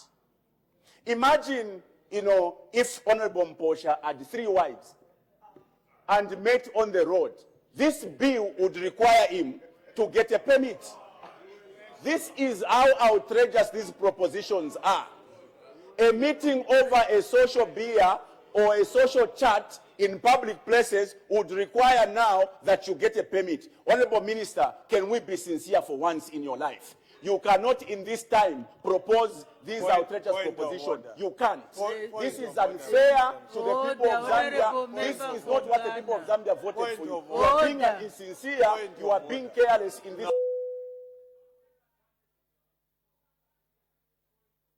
Order, Honorable Member from Ghana. Please, can we maintain order in the House? Why do you want to lose your temper over something? It's the law. There is no need to get upset. Just debate without being emotional. People are listening. There is a point of order. The Honorable Minister of Home Affairs and Internal Security. What's the point of order? Madam Speaker, I know I'll have the right to reply. But the way he's debating, he's being abusive. He should debate in a manner of a civilized person. You are addressing me so that I can respond to the concerns. But you cannot be abusive. I know that is your nature. This is not Chamaichi, Madam Speaker. Is it in order to be abusive on the floor of this House instead of debating? Order, honorable members. There is no need to lose emotions. The other day I was saying you can end up with high blood pressure for nothing. We have only one more day. Let's debate on issues and control our emotions. Order, honorable member for Lukasha. Please, honorable member for Lukasha, you've just come in and you're already debating while seated. I expect better from you. Thank you. So please, as you sit down next to your honorable member there, just try to cool him down. It's not the end of the world. These are just issues we are debating. So honorable members, as we debate, we continue to debate, to exchange ideas so that we can enrich the process that we are doing. So the honorable member of Nkana was out of order to lose his cool. So let's make progress. The honorable member for Shwangando. Thank you so much, Madam Speaker, for allowing me to make some comments on the motion to adopt the reports of your committee, legal committee. Madam Speaker, I'll start by acknowledging the Minister for making this effort to finally bring this bill before the August House. Because I do recall that 7 years ago, I think he as leader of opposition then, did make a request to get this bill at this same stage of second reading to be deferred so that we could consider the Constitution. And so I've been itching to wait for him to finally deal with the bill, and here it is today. And so, Honorable Minister, this Public Order Act has been an emotive matter, but I think we need to, all of us collectively, apply to our wisdom so that we can settle these matters that have been problematic for many years. And I know that sitting where you are, you've got a mammoth task to ensure that, yes, people's liberties are protected, but also that there is order. So there's always been a conflict between order and freedom. And so the delicate act that is required to balance, to strike a balance between the two, is what has culminated into this bill. And therefore, we should utilize this opportunity to iron out some of the concerns that the public have raised. There is a concern regarding clause 2, and I'll just quote what the report is saying. The report is talking about the definition of public gathering under clause 2, which sets a low numerical threshold for what constitutes a public gathering. They submitted that defining a public gathering to include a few as 3 persons in a public place is unduly narrow and extends regulatory control to ordinary informal interactions that do not warrant statutory control. This is something that you need to take into account, Honorable Minister. When you say public place, it's a restaurant, it's a pub where people would gather, you know, for informal interactions. So if we are not going to narrow the numerical number of people gathering in a public place, it is certainly going to pose a very big challenge to your citizens, and more so to the enforcers of the law, because it's now the discretion of these officers to decide and say, oh, those people are meeting there, the 3 of them are politicians. Is it appropriate for them to gather? So narrowing that number certainly is not desirable, both for our citizens and indeed for the law enforcers. So this one, we may request that we consider an amendment, an appropriate amendment that can settle the anxieties of the people in this regard. The other one is the requirement under clause 8 for the approval of public gatherings by an authorized officer. They submitted that this requirement effectively converts the notification framework into a permit-based, which is inconsistent with the constitutional principles governing the right to freedom of assembly. Again here, it needs to be simplified, because progressively there is a mention that within 24 hours, an authorized officer should acknowledge receipt of the notification. Now, acknowledging of notification must be clear, because again, it is also saying that if they don't respond in 3 days, it would have deemed that a person wanting to convene a public gathering can go ahead. They would deem that non-response from the authorized officer means you can go ahead to do the gathering. Now, the catch is, you and I know how our law enforcement officers operate. In the absence of communication, and the person goes ahead to convene this gathering, and in their minds they think they want to cover themselves up by not getting back to this person who notified them, they would pounce on that gathering, and that culminates into something, because there's no clarity as to how that can be administered. The most important one also is this that involves us, who have been exempted, including you as minister. Now, the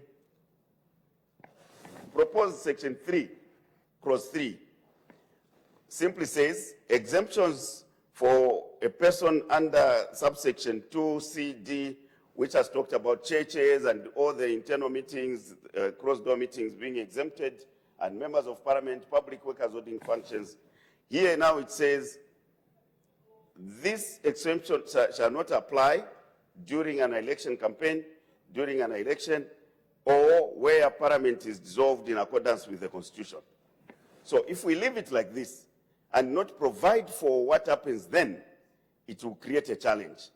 And I think I shared this with you at some point, where I was saying here, it must be clearly stated that all these officers now, they have to revert to the Electoral Process Act, which then provides for the period of campaign and the schedules that are required in the campaign. Because when the Electoral Commission sets out the schedules for meetings, for example, you have got 17 wards. You have been given blocks on when you need to go into those wards. It doesn't mean then you have to go back to the police. So let that law kick in and let it be specified in this law so that the police do not find themselves in a challenge. So the other issue talking about appeals, Honorable Minister, you know how much the challenge that this is going to pose.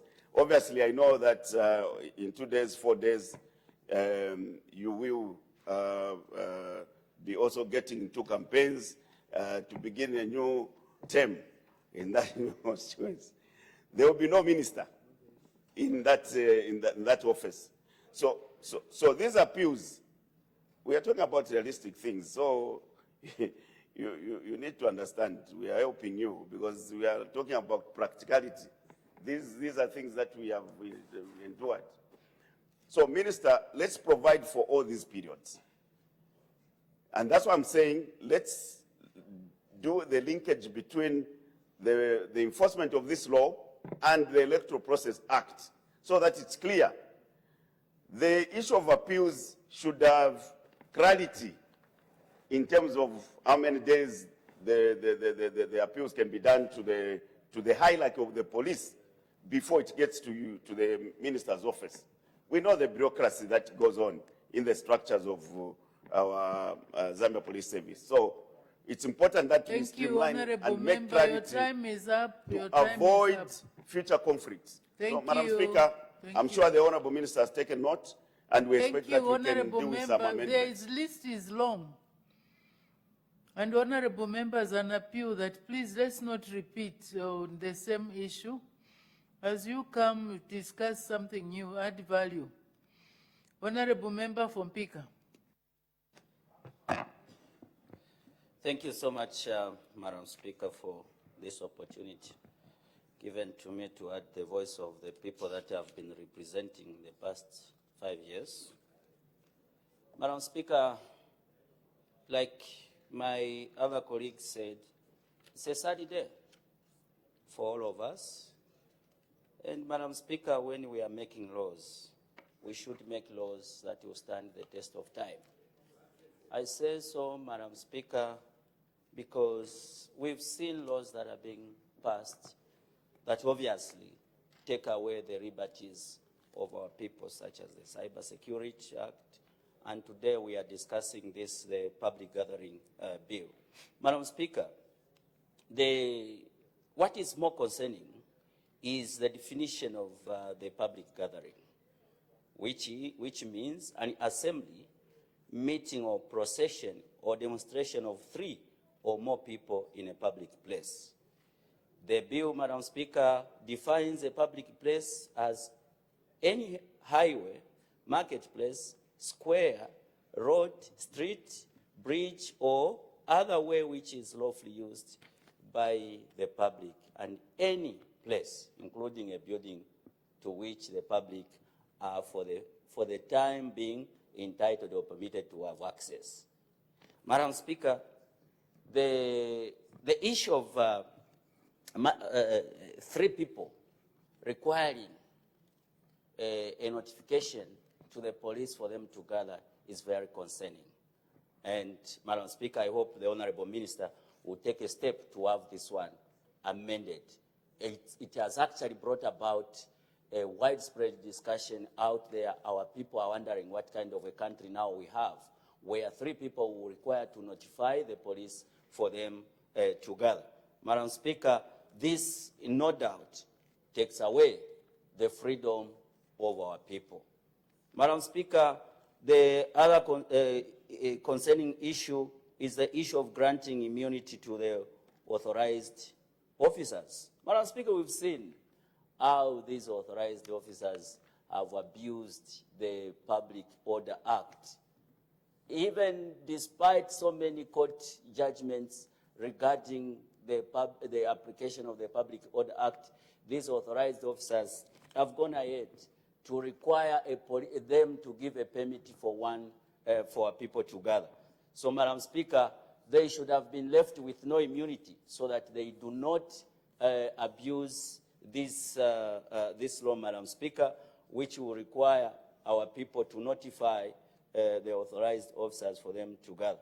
Madam Speaker, in the appeal case of the Law Association of Zambia versus the Attorney General, number 8, if I'm not mistaken, which was delivered in May 2016, the judgment clearly stated the supremacy of the Constitution, which confers liberties upon our people. Despite that, years that preceded, the police could not allow the people to gather. So, Madam Speaker, I suggest that maybe the authorized officers should not be granted immunity so that they are also able to account for their actions.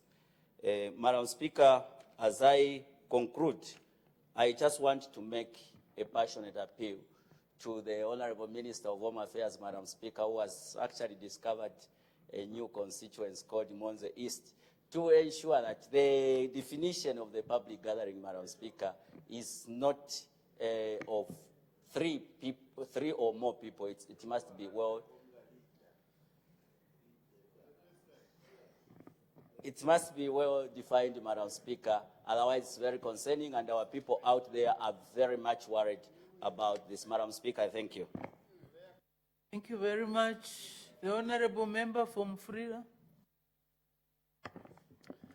Thank you very much, Madam Speaker, for giving me this opportunity to add to this debate. And I'll be mindful, Madam Speaker, so that I do not repeat what the previous speakers have mentioned, which I totally agree with them. Madam Speaker, let me start by saying that this bill, if it is allowed to pass in its form, is a very bad law. It is going to be one of the worst laws passed by this government. Madam Speaker, the previous speakers have spoken about the definition of a public gathering, the threshold of 3. Madam Speaker, 71 years ago, I was long not born, 71 years ago, and that is how bad this law is going to be if it is allowed to pass, because it is taking us back 71 years ago. In 1955, Madam Speaker, when the colonialists wanted to stifle the activities of the nationalist movement in northern Rhodesia, came up with the Public Order Act, which limited the gathering. 3 people or more without a permit, kamata. And that is how it was so hard to fight for the independence of this country. And when the day of the independence came, it was the hope of every Zambian that laws like the Public Order Act, which the colonialists left, we will not go back to them. Madam Speaker, the Honorable Minister, the government are now taking us back to the 20th century. We are in the 21st century. Honorable Minister, listen to the debate on this bill in this House now, and take time to listen to what the public are commenting about this. A public place has been defined in so many ways, according to Clause 2. 3 people found standing on a bridge may be arrested that they are gathering illegally. Madam Speaker, is this how we should live in the 21st century? Is this how we should live in the 21st century? Of course, there's been a lot of talk about the Public Order Act, and it is the hope that as we debate this, things like that should not even find space in this bill. Honorable Minister, don't take us back to 1955. We are in, what is this here? 2026. It's shameful that the same things that the freedom fighters fought against, you are now bringing them back to the Bentens and the 2 pins to be complaining about. They were born free, and the freedom of association must not be tampered with. In fact, contrary to the objective that this bill is promoting the protection of the freedom of assembly, it is not. Madam Speaker, Clause 8 of this bill says notify. The English I learned, Madam Speaker, when I notify someone, I'm just letting them know. I'm not seeking for their approval. Contrary to the minister's statement that this bill, in fact, is shifting from the permit-based system of managing public gatherings to a more friendly protection of liberties, it is contrary. It is not. How can Clause 8 say you notify the authorizing officer? When I notify someone, I'm just telling them for their own information. And then Clause 9 say wait for approval. It is inconsistent. This bill is containing clauses that are not speaking to each other. Do not disguise the reinstatement of permit-based system of managing public gatherings by introducing clauses like you notify the authorizing officer, and on the other side you say wait for the authorizing officer to approve. How do you wait for an approval? If you really want to introduce the issue of approvals, remove the word notify and say write for a permit. Apply for a permit and go and wait for 5 days. Then the authorizing officer will permit, will allow or not. But if you say notify, we all know. To notify is simply to say, on this day, I will be meeting this group and please be informed. But if you say notify and then you say wait for the permit, it is contradictory. Honorable Minister, don't take us back to 1955, I repeat.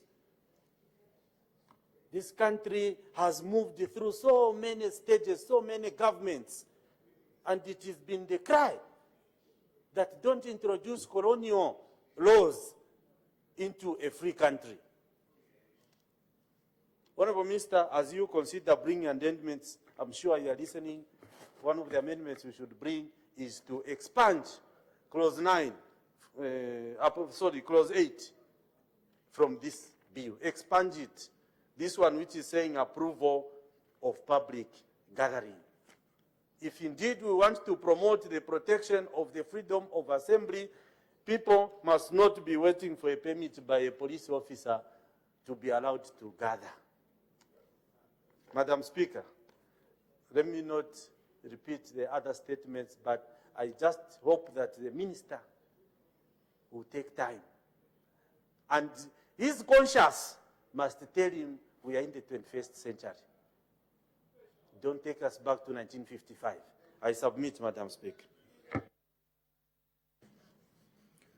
The Honourable Member for Chairman North. Thank you, Madam Speaker, for according me this opportunity to say a few words on this bill. From the onset, Madam Speaker, I want to echo my friend's message that I'm a very sad man, that this bill now is reminding us about the negative effects of colonialism. It's very, very sad that 62 years after independence, our forefathers, Dr. Kenneth Kaunda, Ali Mwanga Nkumbula, and several others, fought against the 1955 Draconian Public Order Act. And it's sad that we can today, we can be reminded about those effects of colonialism.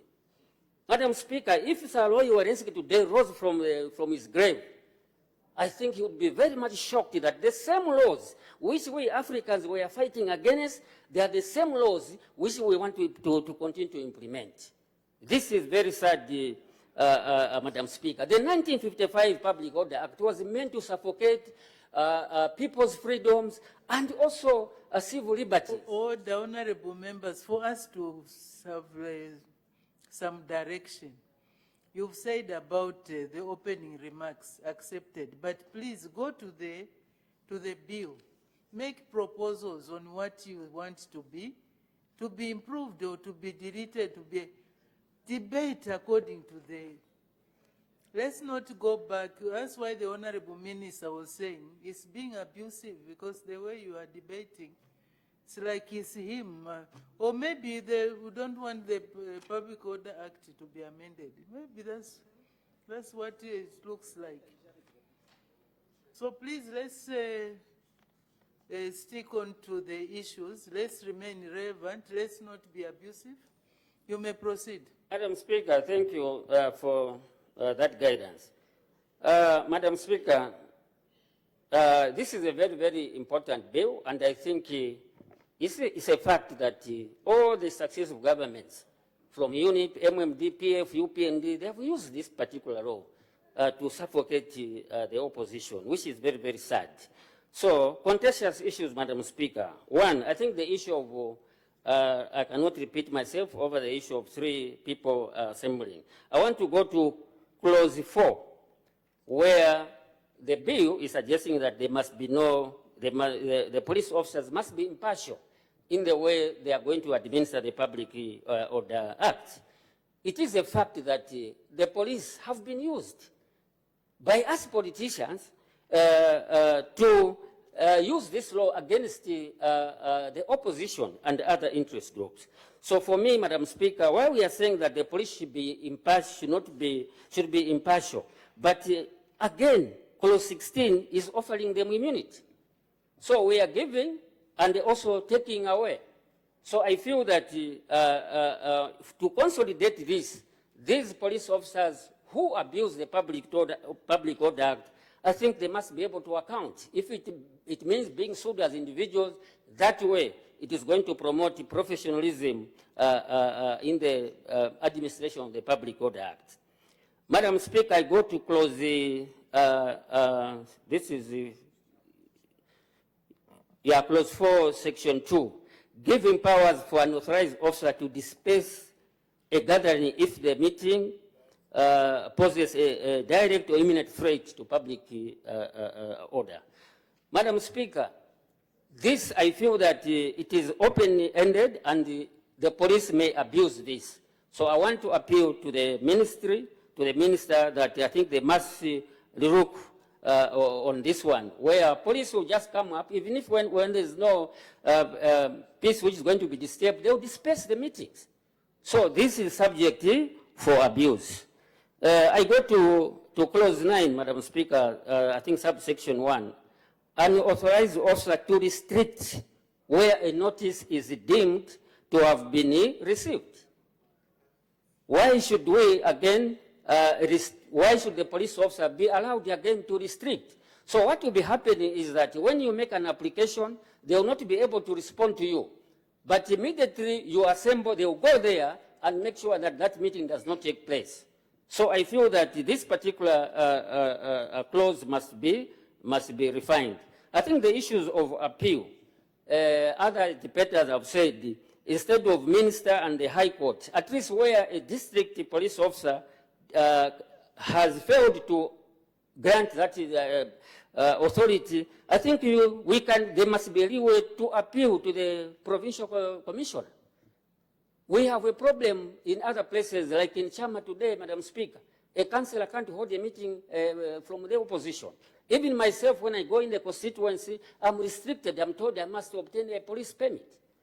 So this is the situation which, if we are not careful, people are going to abuse. So most of the time, I have to call the Eastern Province Commander, I thank the commander, the Commissioner for Eastern Province, always intervenes. For how long is the Commissioner going to be intervening? Just even these interviews for our aspiring candidates, they were denied. Until I had to call the Commissioner, they said, no, you cannot have these interviews. Surely, Madam Speaker, we feel, I think, as a country, we can do better. The other issue is the issue of a person shall not be in possession of a firearm or a weapon at a public gathering. But there are people who have licensed guns. And this is just meant to protect in case of danger. I feel that this one also must be refined so that unless you abuse that firearm at a public gathering where there is no imminent danger, I think, yes, those people, you must be able to account. And on the offenses, if you are found guilty, 500,000 penalty units or imprisonment of a term not exceeding 5 years. I feel this is very punitive. The ministry must look into it. Today, murder, we have brought down the capital punishment, which is more punitive. Murder, you're killing someone, and just in possession of a firearm, we have not even discharged that firearm. So I feel that this penalty is very punitive, and I'm appealing to the minister that it must be looked into. So with these few remarks, Madam Speaker, I can only support this bill if these necessary amendments are being made. I thank you. Thank you. The Honourable Member for Namwala. Thank you so very much, Madam Speaker. Madam Speaker, the Public Gathering Bill is one of the most important bills, Madam Speaker, that was brought before this House. Before, when it was called Public Order Act, Madam Speaker, it was abused by those who also pretended over our national affairs. It's very important to indicate that orderly, Madam Speaker, ought to be taken as number one for us to be able to execute duties on behalf of the citizens who gave us the authority to look after the affairs of this country. Let me be allowed, Madam Speaker, from the word go to support this bill. I'll support this bill because the contents are quite express. Express in the sense that, Madam, there's nothing that is implied. Anyone who understands or who read this bill would draw a distinction between law and moral. And when we're looking at issues from the legal angle, Madam Speaker, it requires me and you and everyone else to go through books, not just because of the way we lived, but what is contained and be able to interpret and execute it in the manner within the confines of what it dictates. That's one issue. The second issue, Madam Speaker, when you look at this bill, and whoever led it, will realize that there's great importance or promotion of constitutionalism. Not only that, Madam Speaker, it protects people's civil and political rights. And that's what is there. It was abused before. We had cases like Christine Mlondika's, which were taken as precedents. But unfortunately, those that time who had power to superintend over our nations had no time to go in it and respect the contents of the Christine Mlondika. Hence, the New Dawn government, Madam Speaker, bravely brought this bill here before the House for us to approve. And this is the bill, Madam Speaker, that will have no time to look at the ethnicity or the political affiliation for the people who are going to observe this right. And this is a right that ought to be respected. Zambia, Madam Speaker, have gone into a couple of covenants purely to look at issues of civil and political rights. And it's only then that those ones were domesticated and ought to be respected. But the question will be, Were they respected before? The contrary is correct. Absolutely not. But the Nudon government, Madam Speaker, during the time when they were still in the opposition, they advocated that the bill shall be repealed. And this is exactly what we have seen. Without wasting people's time, this is a bill, Madam Speaker, that ought to be respected, to be actually taken the way it is, because all the contents are quite express, and these are the contents that do not have time to look at the issue of discrimination. The people of Zambia will be allowed to observe their rights within, unlike the way it was. And are we okay with it? The correct thing is yes, Madam Speaker. People of this republic ought to enjoy their freedoms of assembly, freedoms of associations, freedom of movement, Madam Speaker, not forgetting the freedom that actually happens when people meet, which is freedom of expression. Madam Speaker, it's worth noting that when we go to look at issues of such nature, we need to go beyond our nails so that we know exactly what we are debating for. With these few words, Madam Speaker, I thank and stand ready to support this bill. I thank you. Thank you. The Honorable Member for Kanyama. Thank you, Madam Speaker, for this opportunity. Madam Speaker, I just want to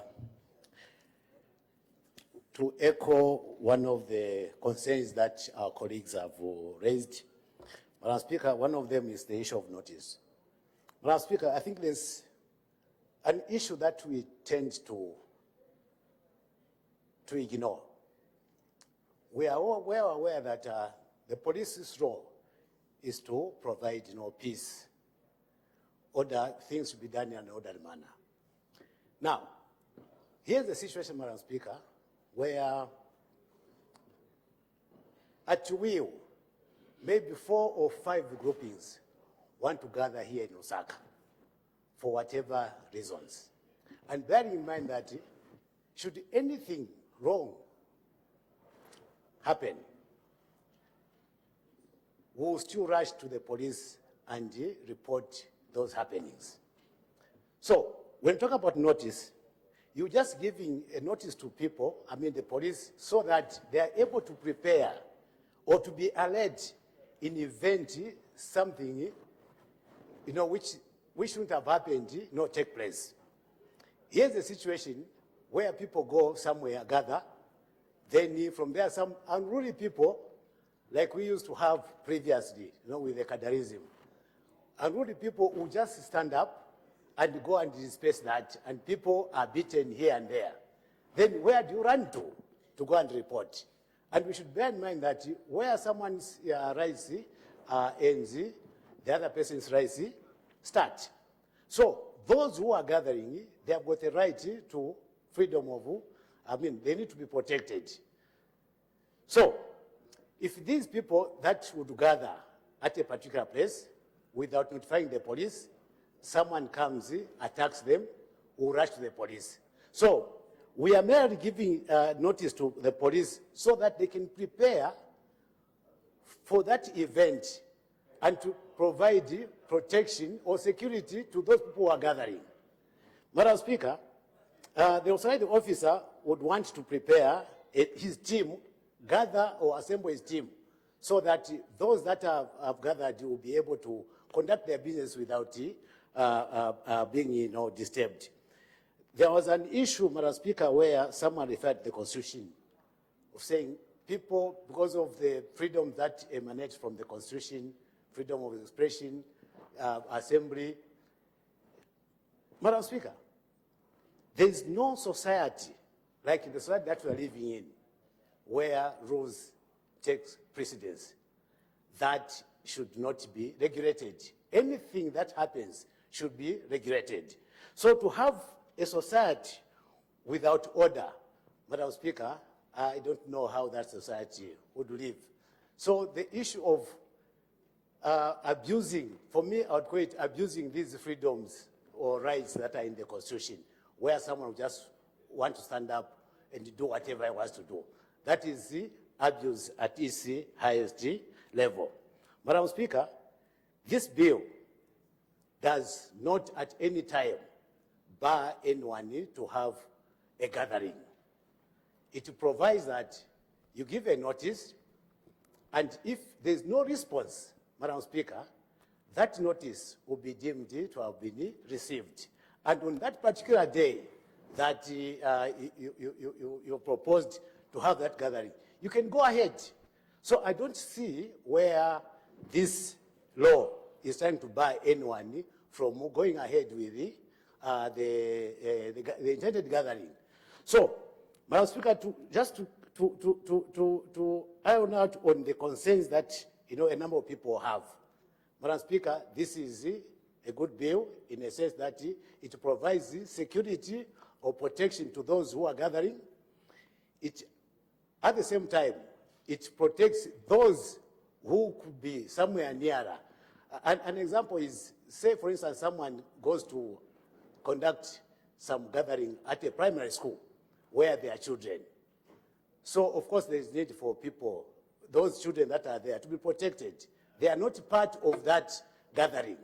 So now, if we just allow anyone just to go and do whatever he wants to do, Madam Speaker, some unruly people will just go there, beat all the children, then at the end of the day, who do we blame? We'll push the blame to the police for not having protected those people. And once you are asked as to why you went ahead to conduct such a gathering somewhere, and you have caused the search, then you want to say, no, I'm being victimized because I've been stopped from conducting such gatherings. So, Madam Speaker, this is one of the perfect bills that I've come across since I came into this House. Madam Speaker, with these few remarks, I submit. Thank you very much. The Honorable Minister of Home Affairs and Internal Security, winding up debate. Madam Speaker, I'm extremely shocked that my colleagues can make such comments pertaining to this bill. And what they are telling me is that I must withdraw this bill and continue with the Public Order Act. I'll be happy. I'll be happy, Madam Speaker, to go ahead and withdraw the bill so that we continue with the Public Order Act. That's what you're telling me. Madam Speaker, this particular bill was not crafted by government. It was crafted by stakeholders. More than 100 stakeholder organizations sat and crafted this particular bill. We even had a ceremony, Madam Speaker, accepting this particular bill from stakeholders. The stakeholders, they had to balance the security of the nation and the rights of individuals in this country. Madam Speaker, this particular bill, I am shocked to hear that they are condemning that we are exempting the right to hold meetings by those in government during elections. Yet those are the complaints they have been raising, that those in government have an advantage of holding rallies during elections without notifying the police. We are now telling the nation that we all require to notify the police. They are saying no. We should allow those in government to continue holding meetings without notifying. Because of the way they have been behaving, Madam Speaker, they want to be carrying pangas in meetings, during meetings, to be carrying guns. That's what we are hearing. As long as you are not firing, we should be allowed to be carrying guns in public. I've never heard such an irresponsible statement, Madam Speaker. We have all been saying we need peace in this country, but they want us to be carrying guns. When going for meetings, we should be carrying machine guns and pangas. I'm shocked. Madam Speaker, we members of Parliament have been complaining that they have been restricted from meeting their electorate. But now we are being told, no, no, no, no, this bill is bad because we have allowed you to do that. Madam Speaker, according to Section 6, it requires the one notifying to indicate the purpose of the meeting, the number of people who will be attending that meeting. The policeman has the right to know who is holding the meeting, what is the purpose of that meeting. What if the notice, if we don't check, what if the notice, Madam Speaker, is saying that they are going to burn buildings after they meet? Should we just allow people to do such things? We will be irresponsible. We will be responsible. We have a duty to protect this country.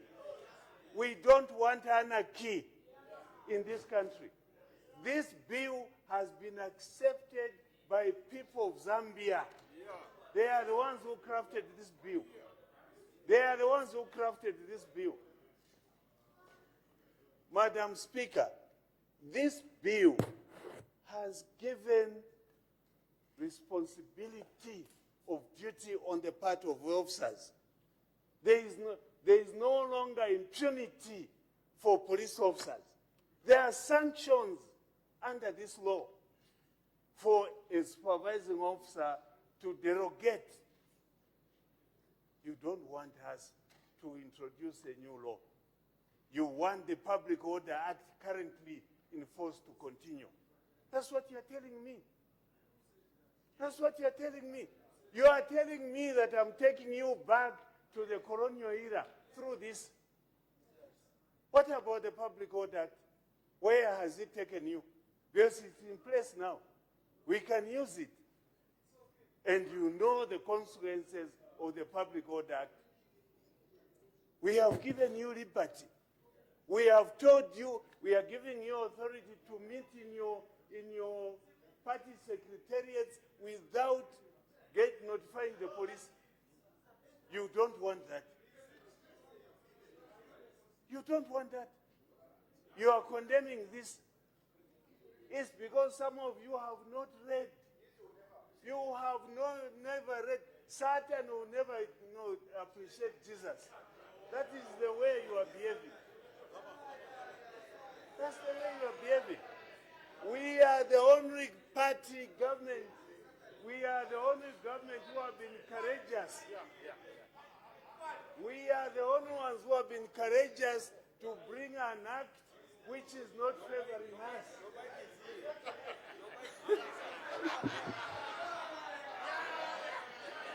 Madam Speaker,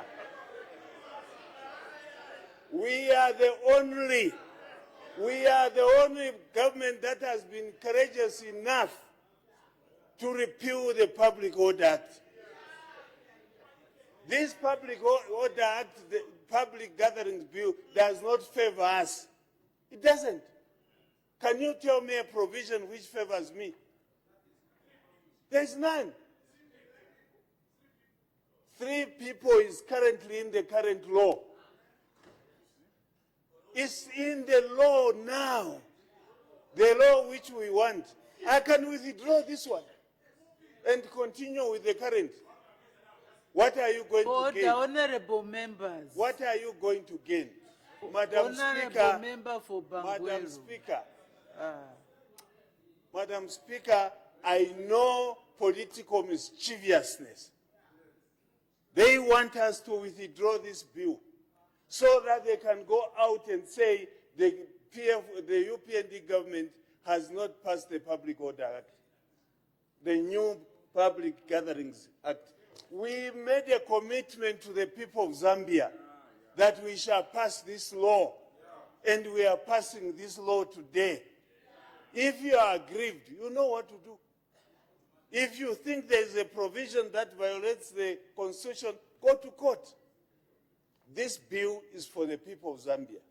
This bill was crafted by stakeholders, not those who are no interest of the nation at heart.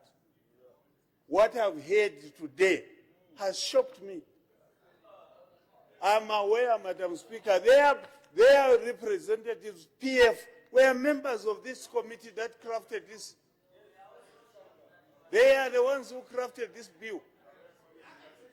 All what we have done, Madam Speaker, is to ensure that it conforms with the legal drafting. That is all. The content is yours. You were represented. You were represented. Madam Speaker, if there will be any amendments, genuine amendments, we shall do so. But as far as I'm concerned, there are just emotions, fear of losing elections, and appealing to members of the public for support. You will not make us withdraw this bill. Thank you. We are now presenting it. Madam Speaker, I thank you. Thank you very much. Thank you. Can we have some order, please? Have we already started gathering?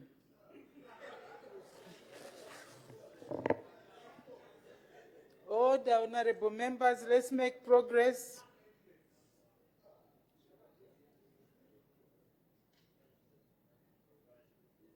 I put the question. The question is,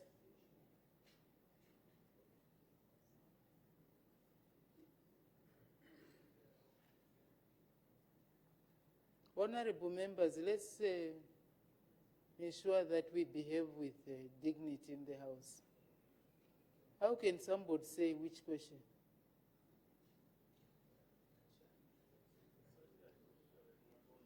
When I said I put the question, somebody says which question? Yeah? Order. I put the question. The question is that the bill be now read a second time. As many as are of that opinion say aye. Aye. Of the contrary say no. The ayes have it. The ayes have it. The question is resolved in the affirmative. Let the bill be read a second time. The Public Gathering Bill, National Assembly Bill number 71 of 2026. Committee stage to be taken when?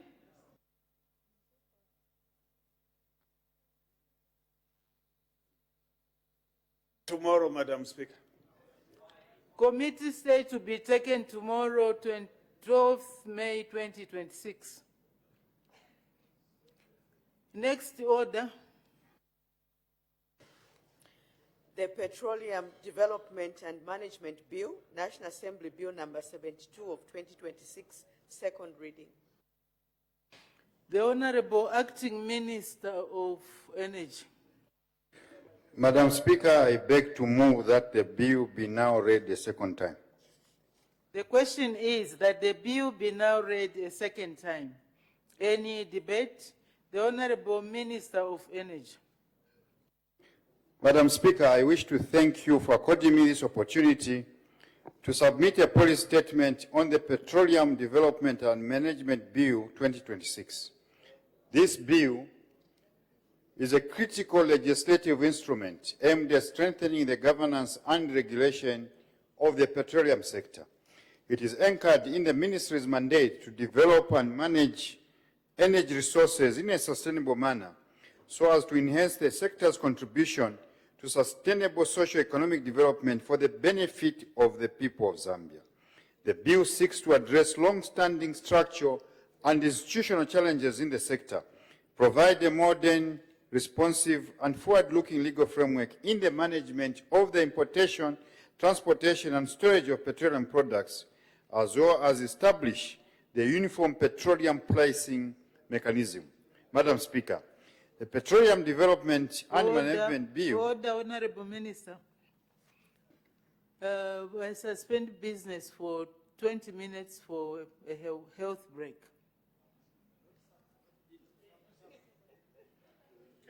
So we come back at 2020. I'm sure somewhere you find something to eat. Still watching Parliament TV, the station that is dedicated to bringing Parliament closer to you. Business has been suspended for 20 minutes. Business is expected to continue at 2020. At the time business was being suspended, the House was considering the Petroleum Development and Management Bill, National Assembly Bill number 72 of 2026. And on the floor of the House is the Honourable Minister just giving a policy statement.